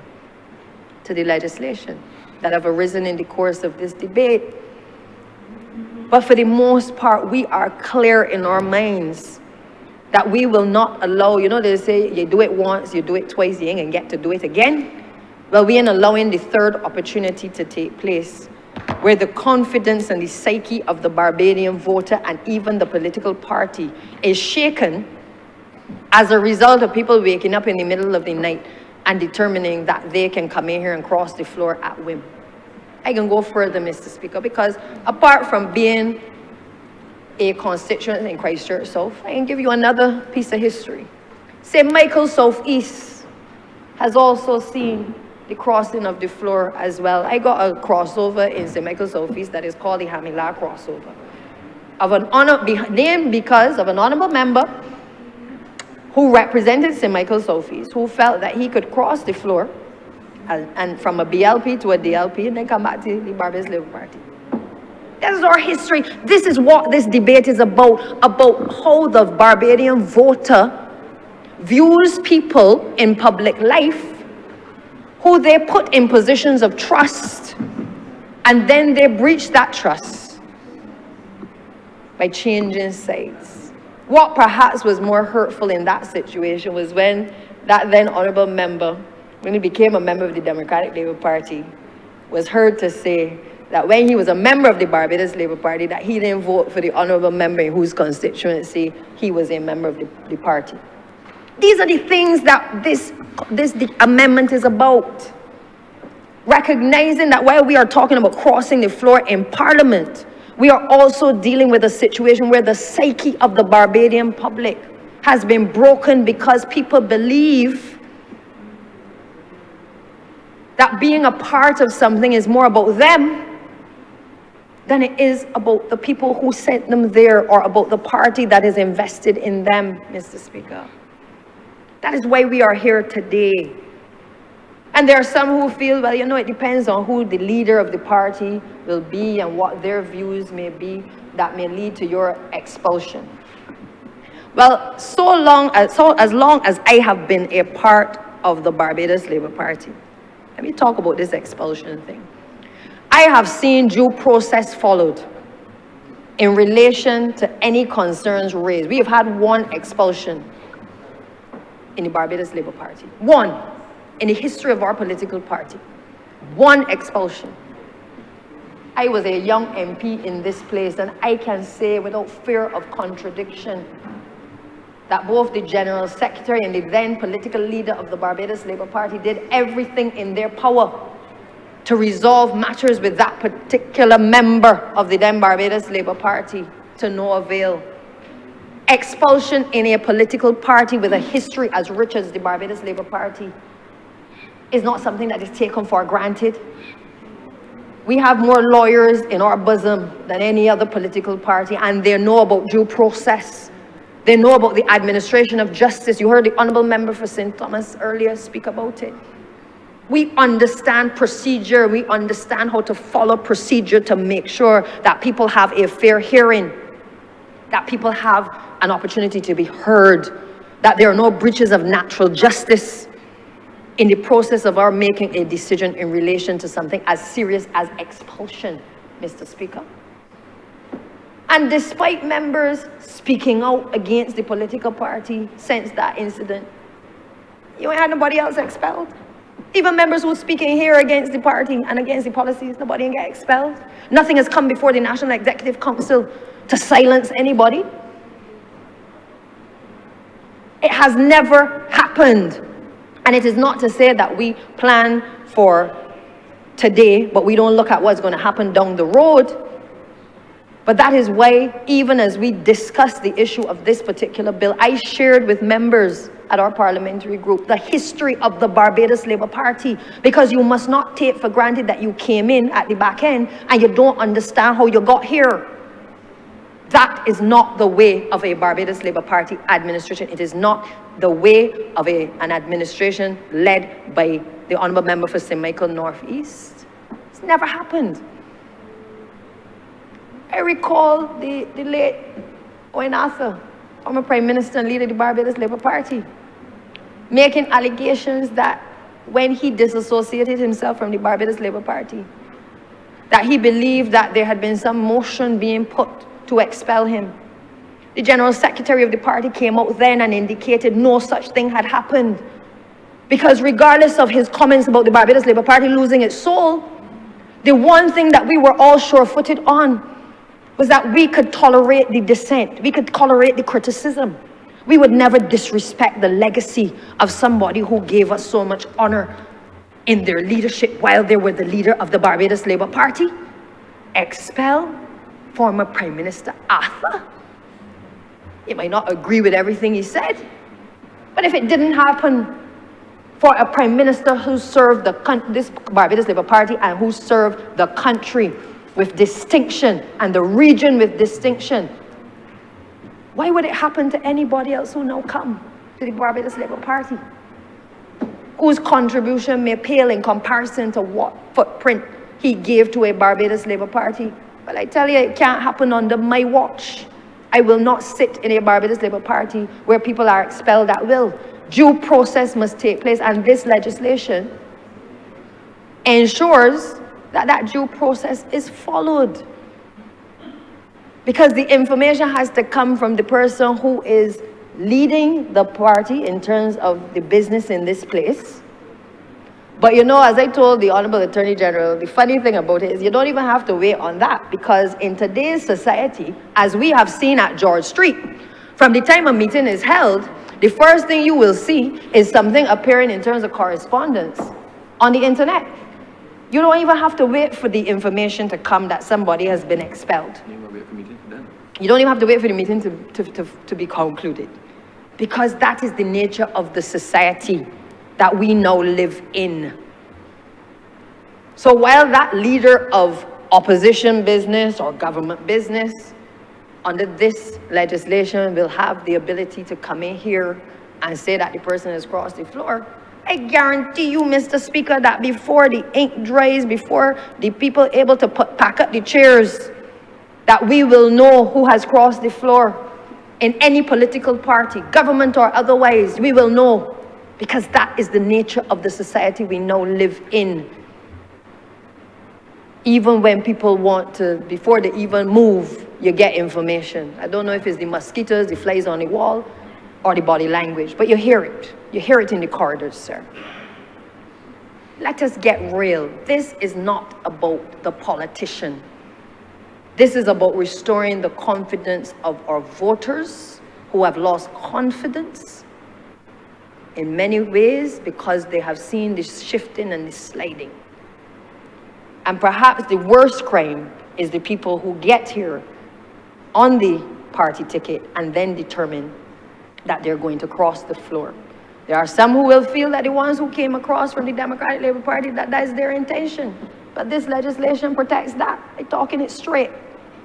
Because it will stop anybody who believe that they can climb up the backs of the Barbados Labour Party to get here from believing that they can come in this place, which is the concern of not only Barbados Labour Party supporters, but Democratic Labour Party supporters, that they are not coming here to work, but that they're coming to see who can sit across from me in that seat, Mr. Speaker.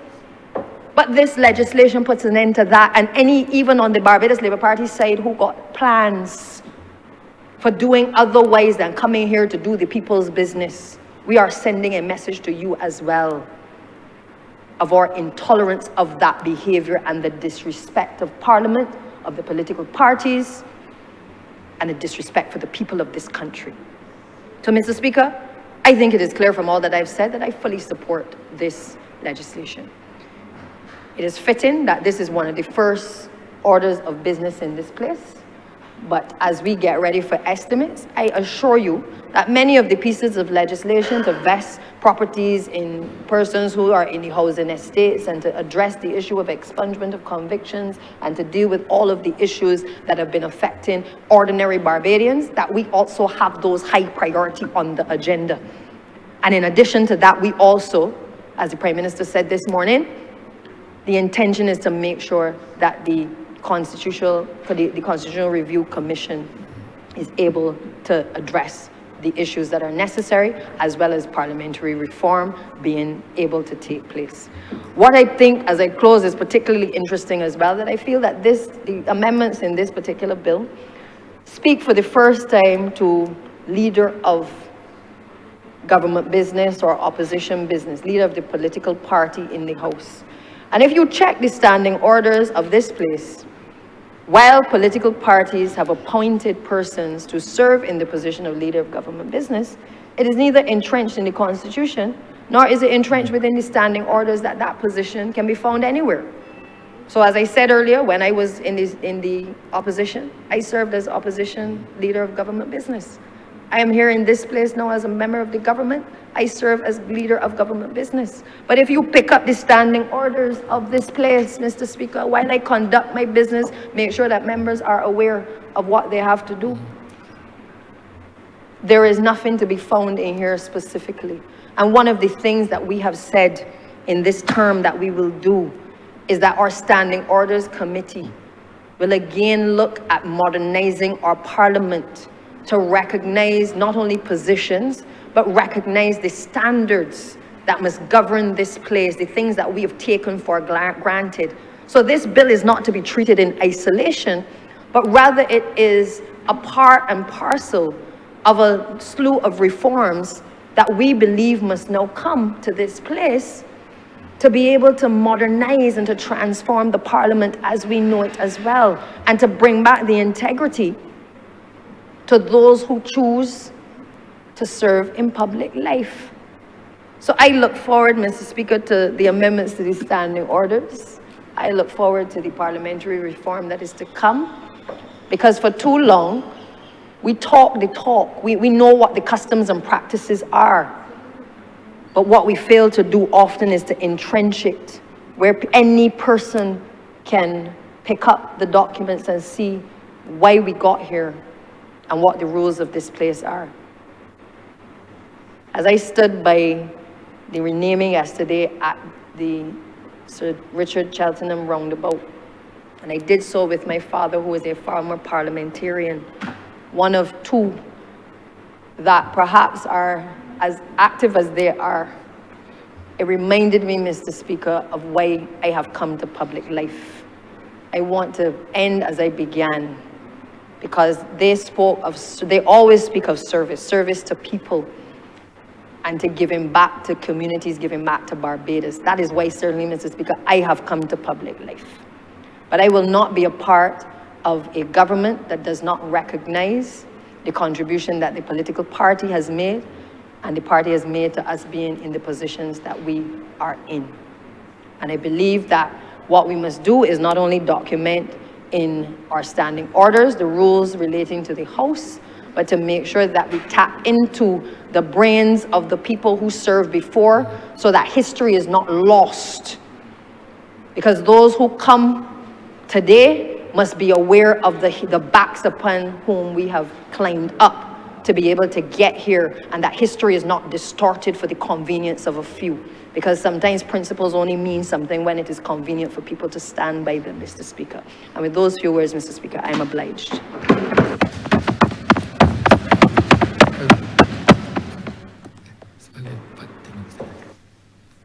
To move the suspension of the House until 5:25 p.m.